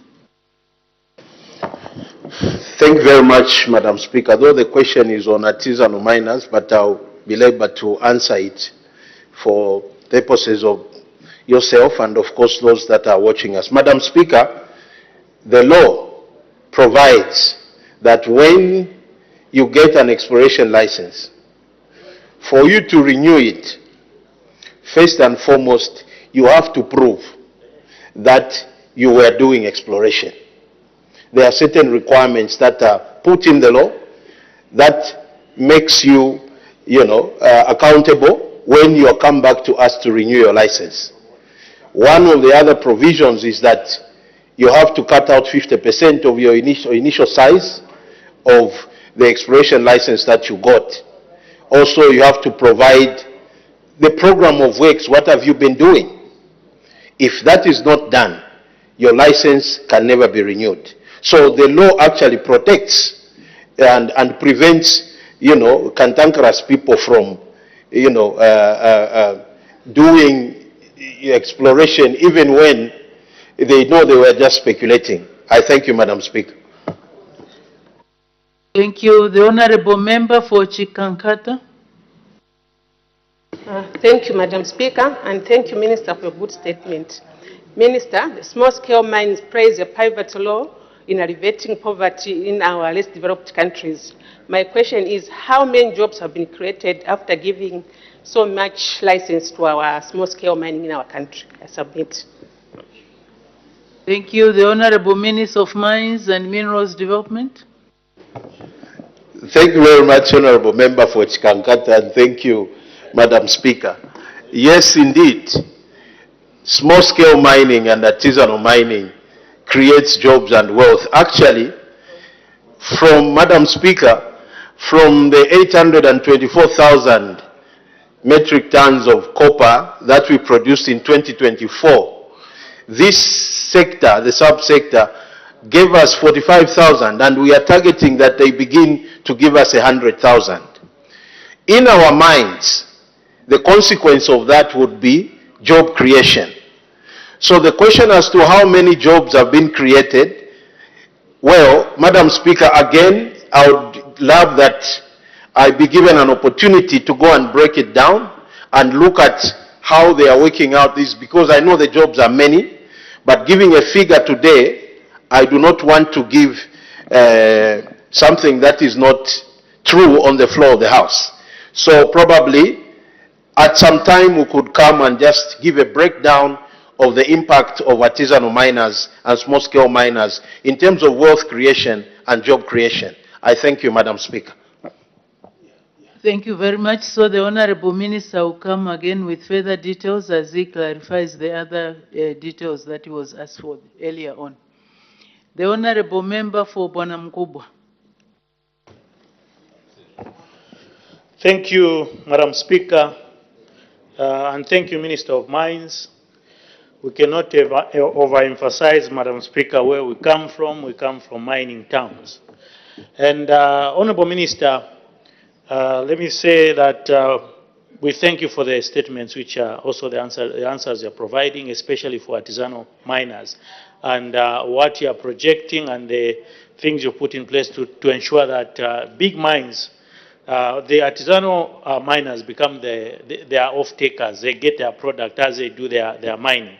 I just wanted to find out, Honorable Minister, what provisions you've put in place to ensure that these small miners are protected as and when they go into those arrangements with the multinational mining communities, to ensure that they drive a maximum benefit from whatever that they put into their businesses. I thank you, Madam Speaker. Thank you very much. The Honorable Minister of Mines and Minerals Development. Very important question. Thank you, Madam Speaker, and thank you, Honorable Member for Bwana Mkubwa. Madam Speaker, in my earlier statement, I said we are also teaching them the business side of things. And also, when we are talking to these big mines, we are also telling them to present, in fact, they are supposed to present a paper to us on how we can model this. Because what we want to do is, as they do this relationship, they must build into junior miners until they become millionaires or billionaires, as they do their mining. So really, it will be a supervised arrangement by the ministry, where we look at, we cannot leave our artisanals impoverished, yet they are basically supplying copper or whatever mineral to these big conglomerates. So really, that is why we have to teach the business side of things. And I thank His Excellency for signing the Minerals Commission bill, because it also touches that. And I hope that this House, Madam Speaker, will also pass that bill on geological survey, because it talks about creation of a directorate for artisanal miners. There will be a director for artisanal miners. There will also be a director, Madam Speaker, for investments. So that director will actually be guiding the artisanal miners on how to do things, because he will be actually dedicated to just deal with that sector. And through that bill, Madam Speaker, if it becomes law, there is also provision for what we are calling Artisanal Miners Fund, which will be dealing with issues of what, like my honorable member was talking about, because we now want to be practical. We want to have a bank for them, a bank in inverted commas, Madam Speaker, where we'll be drawing resources to support this. And that is why we have dedicated a director for artisanal and small-scale miners. That will help to cure the challenge that the honourable member has talked about. I thank you, Madam Speaker. Thank you. The honourable member for Lundazi. Thank you, Madam Speaker. Yes, there are mines in Londazi, Honorable Minister of Sports, taking interest. Vubwi, Lumezi, even in Londazi. You can ask the Minister of Mines. We have mines in Eastern Province. Honorable Madam Speaker, the question that I have for you, Honorable Minister, is out of the 725 mines, I'm interested to know how many mines you have given to people with disabilities and women especially, and the youth. Out of all those mines, are we catered as women so that I can maybe go and get to the ground? I submit, Madam Speaker. Thank you. The Honourable Minister of Mines and Minerals Development. Thank you very much, Madam Speaker, and thank you, Honourable Member for Lundazi. I want to assure you and also assure the nation and assure my Minister of Sport that, Madam Speaker, through the mapping that we are doing, it is so surprising that even Western Province has indications of very good minerals that are coming up. What a good decision by President HH to map the country, because it was really unheard of that Western Province can have minerals. So, Madam Speaker, the mapping that is being done will bring out very good results, and I'll come to the House to come and give really indications of how that is happening. Lundazi has minerals.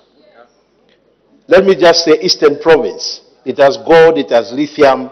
So the indicators for this mapping, that's why we decided to do the mapping. Please support this exercise. It will tell us what we are sitting on.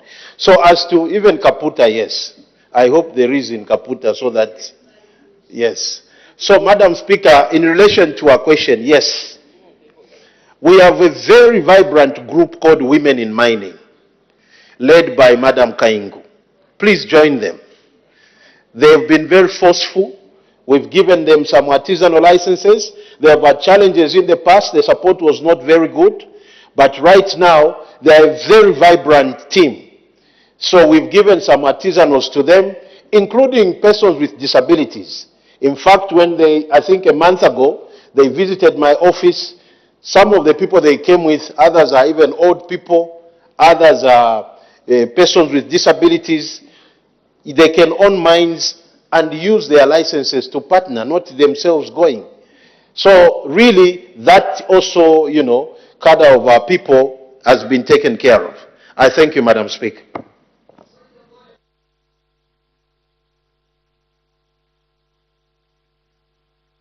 There is an indication for a point of order. What's the point of order?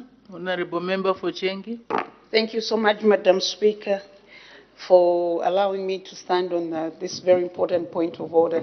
It's pursuant to our standing order number 71, and this is on the Minister who has just finished speaking. Madam Speaker, the Minister said that there are minerals which are now coming up or which have been discovered in Western Province. And when we know very well that Western Province is very rich, and we all know that Western Province has always had minerals, is it in order to mislead the nation that Northwestern Province has not had minerals? This is the time minerals are being discovered. Because we know that in the time of MMD, diamonds were discovered in that area and other minerals. So I would like to find out, Madam Speaker, from you, if the Minister was in order to mislead the nation and this House. I thank you, Madam Speaker. Thank you, Honourable Member. As our standing orders say, the information you present to the House must be factual and verifiable. So now that there has been that mapping, the Honourable Minister can, I'm sure, come to this House confidently to say there are minerals in this area, that area, and that area. What we used to hear before the mapping was done was some information that could not be verified. But now that he can come to the House with verifiable information, I believe the Honorable Minister is in order. Now I don't know. The Honorable Member for Ron. Madam Speaker, thank you very much for the opportunity to ask a follow-up question. Honorable Minister, I want to thank you for the responses that you're giving. Indeed, Madam Speaker, the small-scale and artisanal mining plays a very important role towards the achievement of our 3 million metric tons by the year 2030, as we envisage as a government. Honorable Minister, many times these artisanal and small-scale miners are cheated. And I'm glad that in one of your responses, you talked about the way bridges, which in some cases are not even carbureted. Honorable Minister, small-scale miners are subjected to taking their minerals to the buyers today. Who puts these minerals on their way bridges? Who determine the content of the minerals? And at the end of the day, determine the price that they are going to pay the small-scale miners, which is actually very, very sad. My question to you, Honorable Minister, as you are taking this path, is government not thinking of putting up central points in terms of web bridges that will be actually focal points for anyone who wants to sell these minerals, who wants to buy, to take these volumes to go and be weighed at a government-regulated weigh bridge, and also to put up laboratories across the country which will determine the content of either minerals which is in that particular mineral. Is not government thinking of doing that so that our small-scale and artisanal miners can achieve the maximum benefits out of their mining activities? I thank you, Madam Speaker. Thank you. The Honorable Minister of Mines and Minerals Development. Thank you very much, Madam Speaker, and thank you, Honorable Member for Ron. The reforms that we are putting in place, one of which is that bill that is coming to this House, is exactly to cure that problem. Our focus was first to put legislation in place as we were dealing with the problems with the brownfield mines because it was growing in the negative numbers. So as we were simultaneously dealing with the brownfield mines, we had to put reforms in place, legal reforms, one of which is the Minerals Commission Bill, the other is the Geological Survey Bill. So that one is gone and it's an act and will begin implementation. Then the one that will now have a directorate because they'll be looking at that. And I want to assure our artisanal miners that government takes them very, very seriously, and that is why we have dedicated a directorate of artisanal and small-scale miners, because we believe for an economy to grow, small businesses are very important. You can see that of the numbers that we were talking about, Madam Speaker, 45,000 came from them. That's a lot of money. When you talk about 45,000, with the current price of copper, you are talking about in excess of $300 million. That's a huge industry. So we want it to grow to $1 billion by making it 100,000 metric ton industry. So really, our focus is what you're talking about. We just don't want them. Madam Speaker, when you are going around the country and seeing how impoverished our artisanal miners are and small-scale miners, it is very sad. And that is why we want to create that directorate so that as they do their mining, they don't sell, like I said, from pit to pot, but they sell from pit, become junior miners, become senior miners, become conglomerates. And that is why we want to teach them the business sense of things. So, Honorable Member, your concern is actually our concern, and we've been given marching orders by His Excellency the President that this sector must give us millions of jobs, and it will. as the reforms are being implemented. I thank you, Madam Speaker. Thank you very much. Honorable Member from Bawala, you were called upon, but you were not there. So you missed that opportunity. And since you were not in the House, you might ask a question that was asked. So please, next time, ensure that when you indicate, you remain in your seat until your time comes. So we make progress. Next question, the Honorable Member for Kwacha. Thank you, Madam Speaker. Question 221. The Honorable Minister of Transport and Logistics. Thank you, Madam Speaker. Madam Speaker, the Honourable Member for Kwacha to ask the Minister of Transport and Logistics a three-part question. A, whether the government has any plans to rehabilitate Kalulushi South Downs Airport in Kalulushi District. B, if so, when the plans will be implemented. And lastly, in part C, if there are no such plans, why? In response to the question raised by the Honourable Member of Parliament for Kwacha Parliamentary Constituency, I wish to inform this August House as follows. A, in April 2024, Government made a decision to transfer the operations and management of South Downs Airport to the Zambia Air Force because it was assessed that it is not commercially viable due to its close proximity to the Simon Mwansaka Pwepwe International Airport. A committee of survey has since been established in accordance with the Public Finance Management Act to evaluate and transfer the assets to ZAF. B, Madam Speaker, as stated above, the airport has been transferred to ZAF. Madam Speaker, I thank you. Thank you. Supplementary questions, the Honourable Member for Kwacha. Thank you, Madam.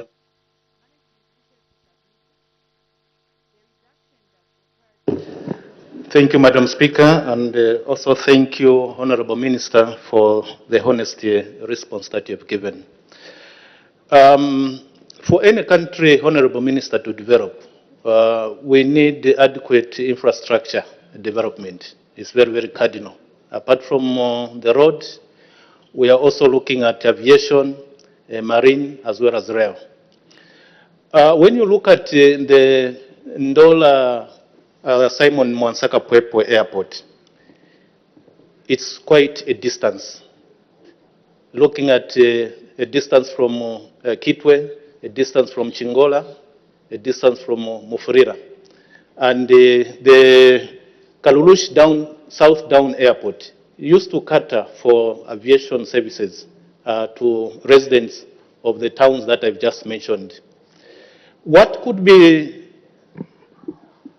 a solution that government has to ensure that there is an immediate kind of arrangement which can cater for those services for the people that are coming from such towns that I've mentioned. Thank you, Madam Speaker. Thank you very much. The Honourable Minister of Transport and Logistics. So, Madam Speaker, here's the deal. As far as government is concerned, and when you look at the operation of civil aviation, the distances of the towns on the Copper Belt are too closely linked to one another. A commercial flight from Ndola into Kalulushi would not take anything more than 10 minutes. And as it were, it would be a huge cost. Making a plane take off consumes quite a lot of Jet A1 fuel. There is no commercial viability in the South Downs Airport. However, Madam Speaker, what we are doing as a government is to hand over these airports that may not be commercially viable to the Zambia Air Force. They are not being shut down. They will continue to be operated under ZAF, and that despite being military installations, we are encouraging ZAF to be able to allow even civilian aircrafts to land in such airports. So those that are chartering planes can actually do so and decide where to conveniently land. We have done this even to the airport in Imbala. So there is absolutely nothing new. It is a good and worthwhile cause where we want to enhance internal connectivity. And yes, indeed, this administration, under my ministry, Madam Speaker, is working hard to ensure that we open up. You will be glad to know, just yesterday, Madam Speaker, I signed 2 contracts for the construction of a greenfield airport at Nakonde, Madam Speaker. Unprecedented in terms of what vision of His Excellency and what we are trying to achieve. We are looking at the commercial aspects. What would an airport at Nakonde do for our citizens? When you are sending somebody to pick up your car at the border, they will take 12 hours by road. Now it will only take them an hour and 20 minutes at the most. And these are some of the intelligent decisions, methodical approaches of what it will take to open up Zambia and allow the economic wheels of this country to begin to fire on all cylinders. Madam Speaker, I thank you. Thank you. I don't know if the Honorable Member for Nakonde has joined us virtually, but I know that he sought permission. That's why he's not in the House. It would have been nice to hear from him. The Honorable Member for Chilubi. Thank you, Madam Speaker. In terms of aviation, Madam Speaker, I have an understanding that airstrips and airports are positions of safety in terms of any problem with aeroplanes. And given that background, Madam Speaker, I would like to believe that south down, the question that the Kwacha Member of Parliament asked is about rehabilitation. The Minister has answered about transferring. And if this airport has been transferred to ZAF, which is a government institution, I think what would have been ideal is the Minister to inform the House whether that transfer also includes rehabilitation, because that south down airport is supposed to be used even for emergency landing by anyone and for safety. So the question still remains rehabilitation, not transfer. I wanted to find out if the Minister can clarify whether handing over or transferring to ZAF is equivalent to rehabilitation. I thank you, Madam Speaker. The Honorable Minister of Transport and Logistics. Thank you, Madam Speaker. Thank you to the Honourable Member for Chilubi, who asked a fairly good question. Now, when an asset is given up, you have moved the control of that particular asset from the Ministry of Transport to the Ministry of Defense. The idea is not to shut down that airport. Obviously, it must go without saying that ZAF will have very, very important use for that particular asset. It is therefore obvious that there shall be improvements to this facility. We will not allow, as a government, that any part of such strategic installations, and that is the answer I gave to my colleague, the Member of Parliament for Kwacha. These are strategic. And when you look at how we are developing as a country in the aviation sector, both civilian as well as military, that Zambia is once again going to poise itself as a country that has got functional institutions. You cannot have ZAF simply relying on civilian infrastructure. They must have their own strategic places from where they will have a vantage point to be able to defend our airspace. The Honourable Member will actually agree with me that that question has an obvious answer. Yes, the infrastructure will be kept in pristine condition. Madam Speaker, I thank you. Thank you. The Honorable Member from Bavala. Thank you so much, Madam Speaker, and thank you, Honorable Minister, for these wonderful responses. In the continued unprecedented development that you are delivering in this sector, Honorable Minister, could you also update, since you are signing contracts for Nakonde and the like, what is the status of the Air Choma Airport, which is supposed to give us good value for business, for people to fly to Choma and then to Livingstone, and we are back in Lusaka for business. Thank you. Anyway, Nakonde rice will be coming now by air. Completely a new question, but since we have a lot of time, I'll ask the Honorable Minister to answer, since he also brought in the issue of Nakonde. The Honorable Minister of Transport and Logistics. Thank you, Madam Speaker, and thank you to the Honourable Member for that follow-up question. Madam Speaker, this August House will be delighted to learn that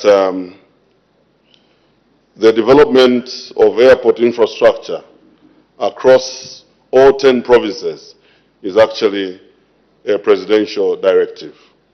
What you saw yesterday culminating in the signing of the 2 contracts is a process that started a while back. And I'm pleased to inform you, and through you to the rest of the country, that yes, indeed, we've been very busy as Minister of Transport acquiring appropriate land, all right, and that designs are already in place, and that yes, we shall construct an airport in Choma because of its very strategic position, both in terms of agriculture and also civilian passenger movement. The evacuation of, agricultural produce. There are very good avocado plantations coming up there, and the producers, the growers of this avocado, have got international markets, and it will help us if we would actually operate cargo planes to evacuate that produce for onward, passage to the UAE, indeed the Americas. So Choma Airport is coming. The Litunga has also been magnanimous enough to give us land in Western Province, so we are also going to look at Western Province Airport. The existing airport in Mongo will also be given over to ZAF. That is how strategic we are moving. ZAF will also be able to show every citizen in every part of our country that they do have an air force, and that we should always feel secure and safe. Madam Speaker, this is some of the progress that we are making as Minister of Transport in implementing this robust airport infrastructure development across the country. I thank you. Thank you very much. The Honorable Member for Kwacha. For interest's sake, Honorable Minister, I just wanted to find out when exactly are you transferring ownership of this airstrip to the Zambia Air Force? Thank you, Madam Speaker. The Honorable Minister of Transport and Logistics. So there is a process to that, Madam Speaker, that we've already commenced the revocation and replacement of statutory instrument number 13 of 2018 of the Civil Aviation Designated Provincial and Strategic Airports Regulation in order to remove South Downs and Imbala airports. So this is work in progress, but in principle, this is something that has already been done. Madam Speaker, I thank you. Thank you very much. Next question, the Honorable Member from Pika. Madam Speaker, with the leave of the House, I seek to withdraw the question.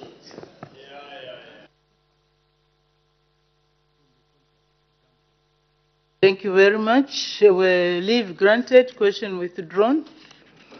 The next question, the Honorable Member for Lufubu. Thank you. Thank you very much, Madam Speaker. The people of Lufubu are asking question 223. Thank you. Thank you. The Honorable Minister of Agriculture.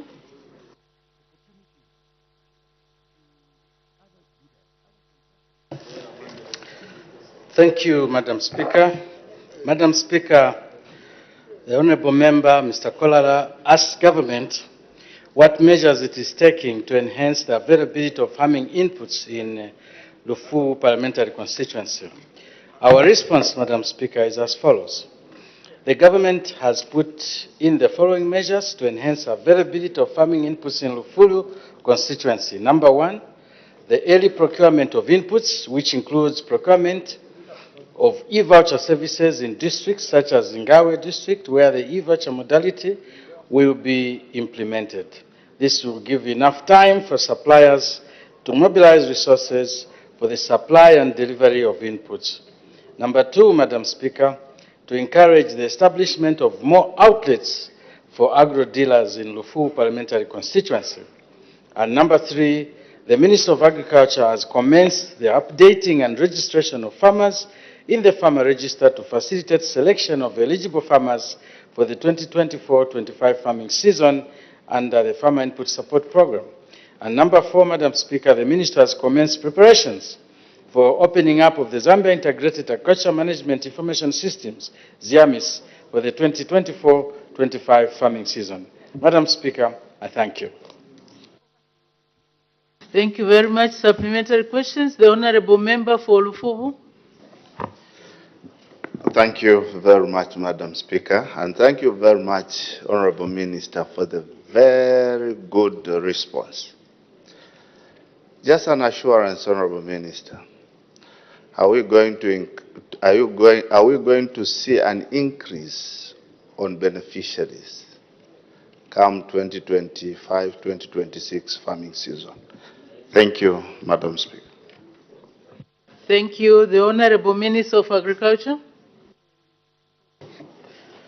Thank you, Madam Speaker.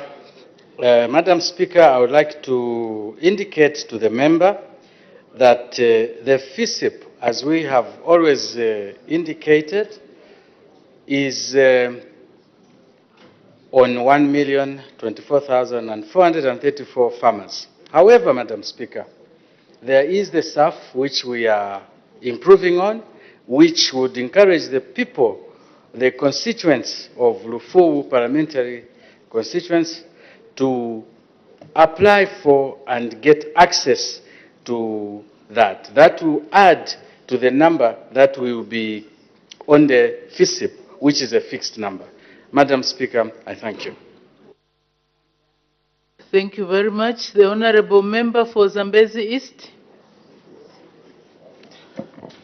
Madam Speaker, I thank you very much for the opportunity to ask a follow-up question to the Honourable Minister of Agriculture.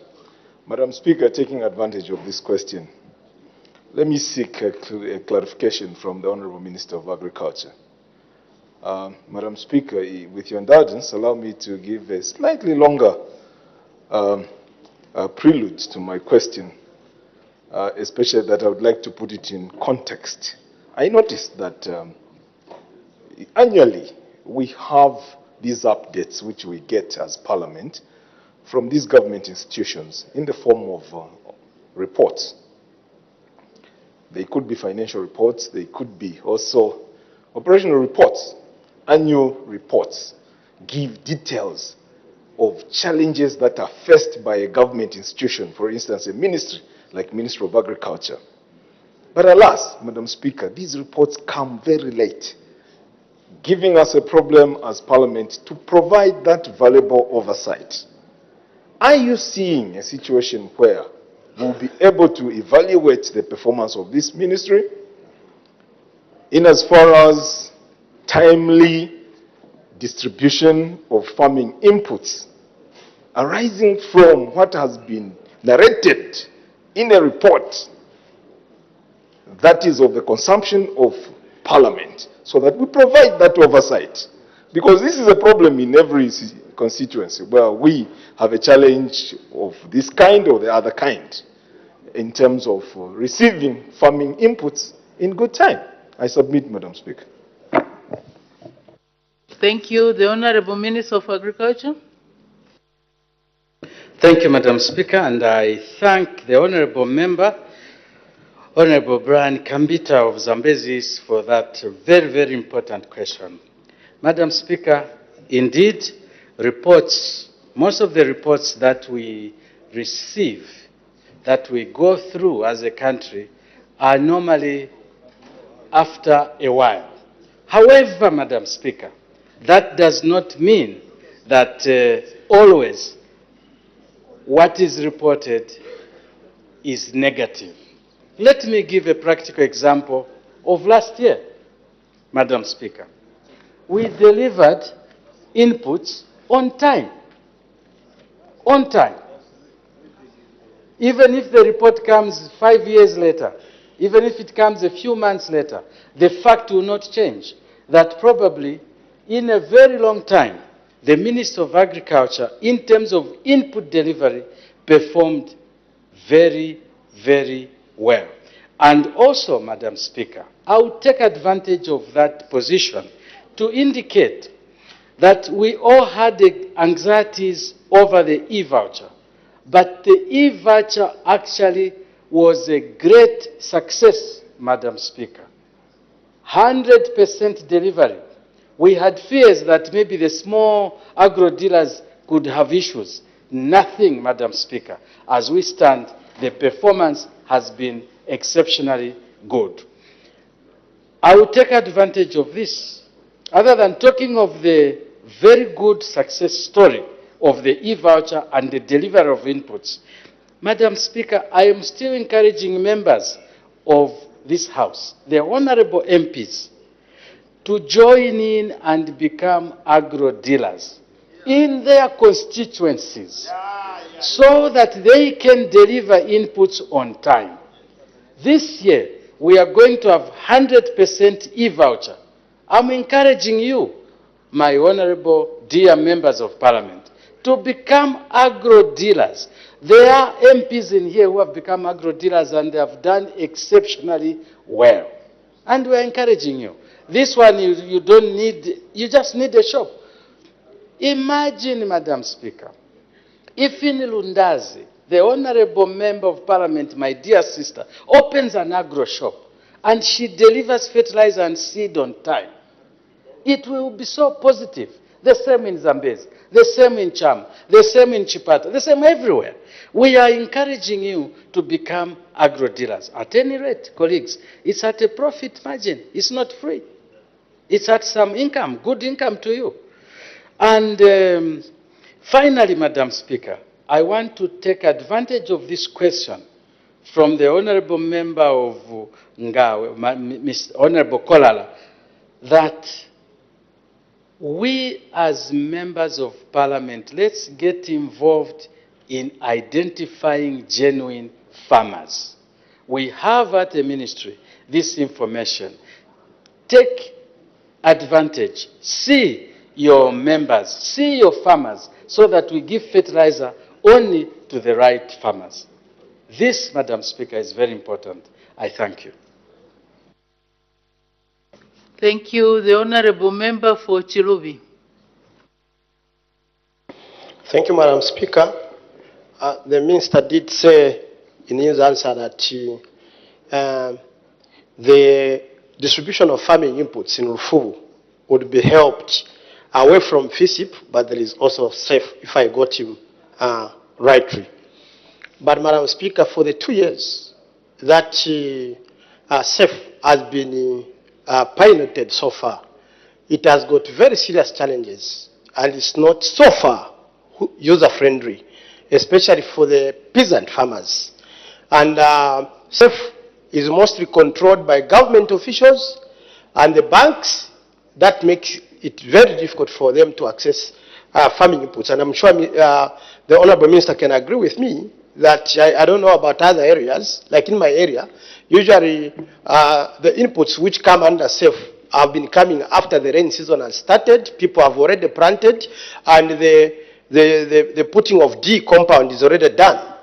Having said that, Madam Speaker, I want to find out that since the number that has been stagnant for some time, which is 1,400,000, and has been captured as to benefit from, FISIP, and the number that has been captured as possible peasant farmers to benefit from the same, the small-scale farmers, sorry, to benefit from the same, is above 3 million.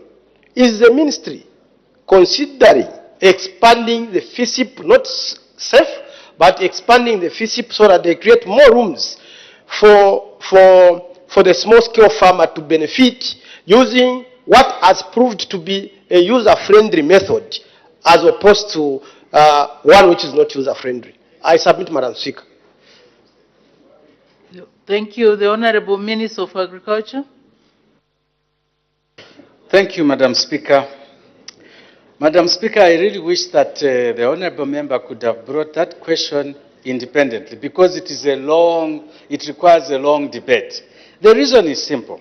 Madam Speaker, he is right. Under the traditional FISIP, we are offering fertilizer to a known number. On SAF, there is known number. We are looking at that as a ministry to say, is it viable to continue like this? We want to see maybe if we can change the system so that we can say, for example, can we support 20,000 farmers on irrigation, 20,000 farmers on mechanization, 20,000 farmers on the different portfolios, so that we have a known figure.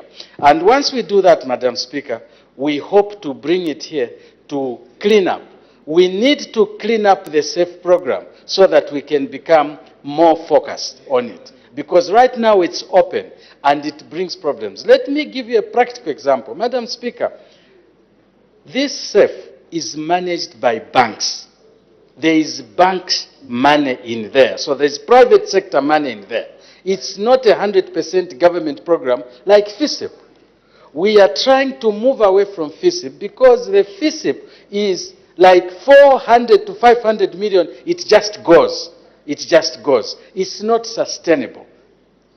We go for SAFE because people will be paying back. It is more sustainable. But we should accept these teething problems and see if we can polish it up. So I'm not standing here to say the SAFE is at its perfect position. No, it has to be improved on. But I hear what the member is saying. Is that going to be the case this year, that we increase the number on FISIP? I want to make it very clear, no, because the budget is done. As it is, the number for FISIP is still going to be the 1,024,000 farmers. But it's the SAFE where we have got a breathing room where we can increase the numbers. Madam Speaker, I thank you. Thank you. The Honourable Member for Lufubu. Thank you, Madam Speaker. Honourable Minister, maybe to make it clear to you, SAFE in Lufubu constituency in Ngabwe district is not possible. We've got no bank. That one thing you should know. Then secondly, a lot of people are migrating from Kembe, from Mumbwa, from southern province into Ngabwe. And these people, where they are coming from, they were on FISIP. And now we've got bigger numbers there. And that place has got the potential even to feed the whole Zambia. Don't you think it's just prudent for the ministry to see to it that they increase the numbers of beneficiaries of FISIP in that district? Thank you very much, Madam Speaker. Thank you. The Honourable Minister of Agriculture. Madam Speaker, I thank you and thank the Honourable Member. Order. As the time is 16:40 hours, I suspend business for 20 minutes for health break. Good afternoon, and thank you very much for still watching Parliament television. The House has taken a 20 minutes health break, and just before the break, the Minister of Agriculture was answering a follow-up question to a question that has been posed by Lufubu Member of Parliament, Mr. Kolala, in which he wanted to find out from the Minister of Agriculture what measures the government is taking to enhance the availability of farming inputs in Lufubu parliamentary question. So that is where business ended just before the break. Yes, indeed, and we still have one more person to be asked by Mr. Sunday Chanda, who is a Kanchivia Member of Parliament. He would want to find out when the construction of a Kavinga Health Center in Kavinga Chiefdom in Kanchivia Parliamentary constituency will commence, and in B, how many staff houses are earmarked for construction at the facility, and C, whether the mortuary unit and solar power facilities will form part of the project. Yes, we had two announcements just at the beginning of the meeting this afternoon. In one of the announcements, the Honourable Madam Speaker informed the House that she had received communication to the effect that Her Honour the Vice President is attending to other government business, and in this case the Honourable Minister of Home Affairs and Internal Security, Honourable Jack Mwimbu MP, had been appointed acting leader of business in the House from today until further notice. In the second announcement, Madam Speaker did recognize the presence in the public gallery of visitors from Standing Up for the Boy Child Initiative Zambia in Lusaka district, and on behalf of the National Assembly of Zambia, Madam Speaker did warmly welcome the visitors to the institution.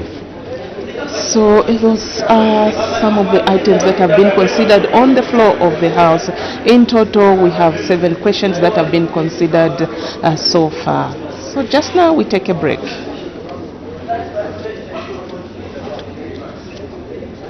On Friday, 28th February 2025, addressed the nation on Parliament Radio and Television on the progress made in the application of national values and principles. You can also watch the address on the National Assembly of Zambia Facebook and YouTube pages, or on DSTV channel 272, GoTV channel 28, and Topstar channel 5. Make a date this Friday at 10 hours.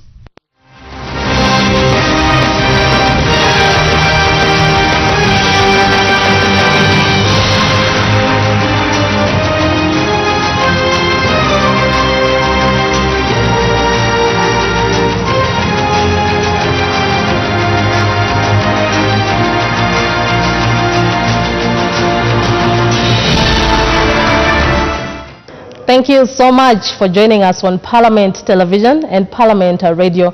My name is Matimba Mukua. On 28th February 2025, the Republican President, Mr. Hakainde Hichilema, will update the nation on the progress made on the application of national values and principles. This important address will be broadcast live on Parliament Television and Parliament Radio. You can also follow the address live on our Facebook page, National Assembly of Zambia, and also on our YouTube page. And so to help us understand the significance of this address, I'm joined by Mr. Charles Hambote, the Director, Rules and Procedural Matters at the National Assembly of Zambia. Mr. Hambote, thank you so much for joining us on this interview. Thank you, Matimba, and it's always a pleasure to be on Parliament Television and Radio. All right, the Republican President will update the nation on the progress made on the application of national values and principles. What is the significance of this address? Well, the significance starts from the fact that the President's address emanates from a constitutional provision. If you look at our Constitution in Article 86, it provides that the President shall twice in a year come to Parliament and address the House. Now, this address would be the second time the President is coming to address Parliament within the parliamentary calendar, meaning within this year. So the significance is that this time around, unlike the last time he came in September, this time around he's coming to update the nation on various issues relating to the national values and principles, which are again enshrined in the Constitution.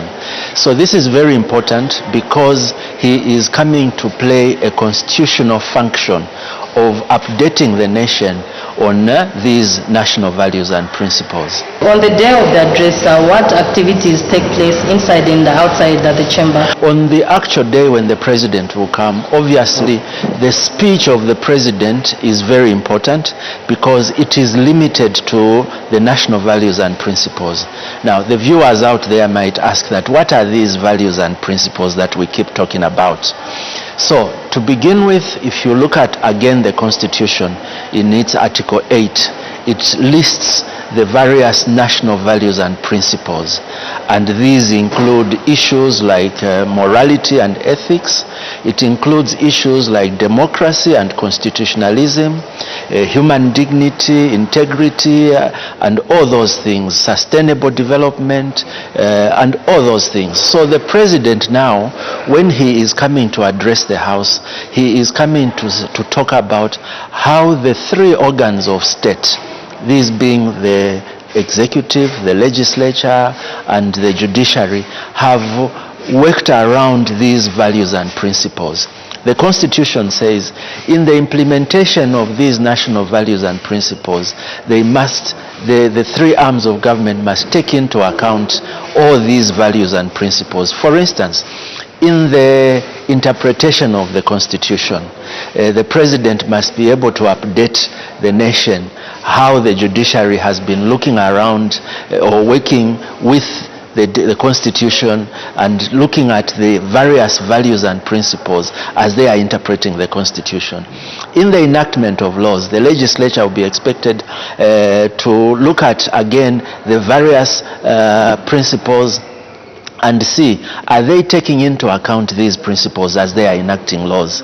Similarly, for government, as they are implementing the various state policies, are they taking into account these various principles? So the president is coming to update the House that the three organs of state have been working around these national values and principles as they are executing their functions. So that is very important, and this is what the significance of this event is. In terms of how is the president going to come and address the House, obviously, you know, it's a State of the Nation address, and the president will arrive here at Parliament buildings and address the House. Unlike the September one, which is the official ceremonial opening of Parliament, this one is not a ceremonial, and as such, there is no pomp and splendor which is associated to the first one, which deals with the ceremonial official opening. So it's a quieter event, so to say. You've mentioned some of these national values and principles. Just to help us understand, could you go into detail and just explain some of them? Democracy and constitutionalism. When the president comes to address the House, he must be able to say that in the enactment of laws, the National Assembly was looking at issues to do with democracy. When they were looking at various laws that they were enacting, they were able to look at how constitutional are the provisions of the various laws that they are enacting. So they take into account all those things. The executive, in the implementation of their various state policies, have they taken into account the issues to do with sustainable development, which is one of the values and principles? The judiciary, as they are interpreting the Constitution or the various laws, are they looking at the issues of human dignity? Are they looking at the issues to do with constitutionalism? Are they looking at the issues to do with morality and ethics?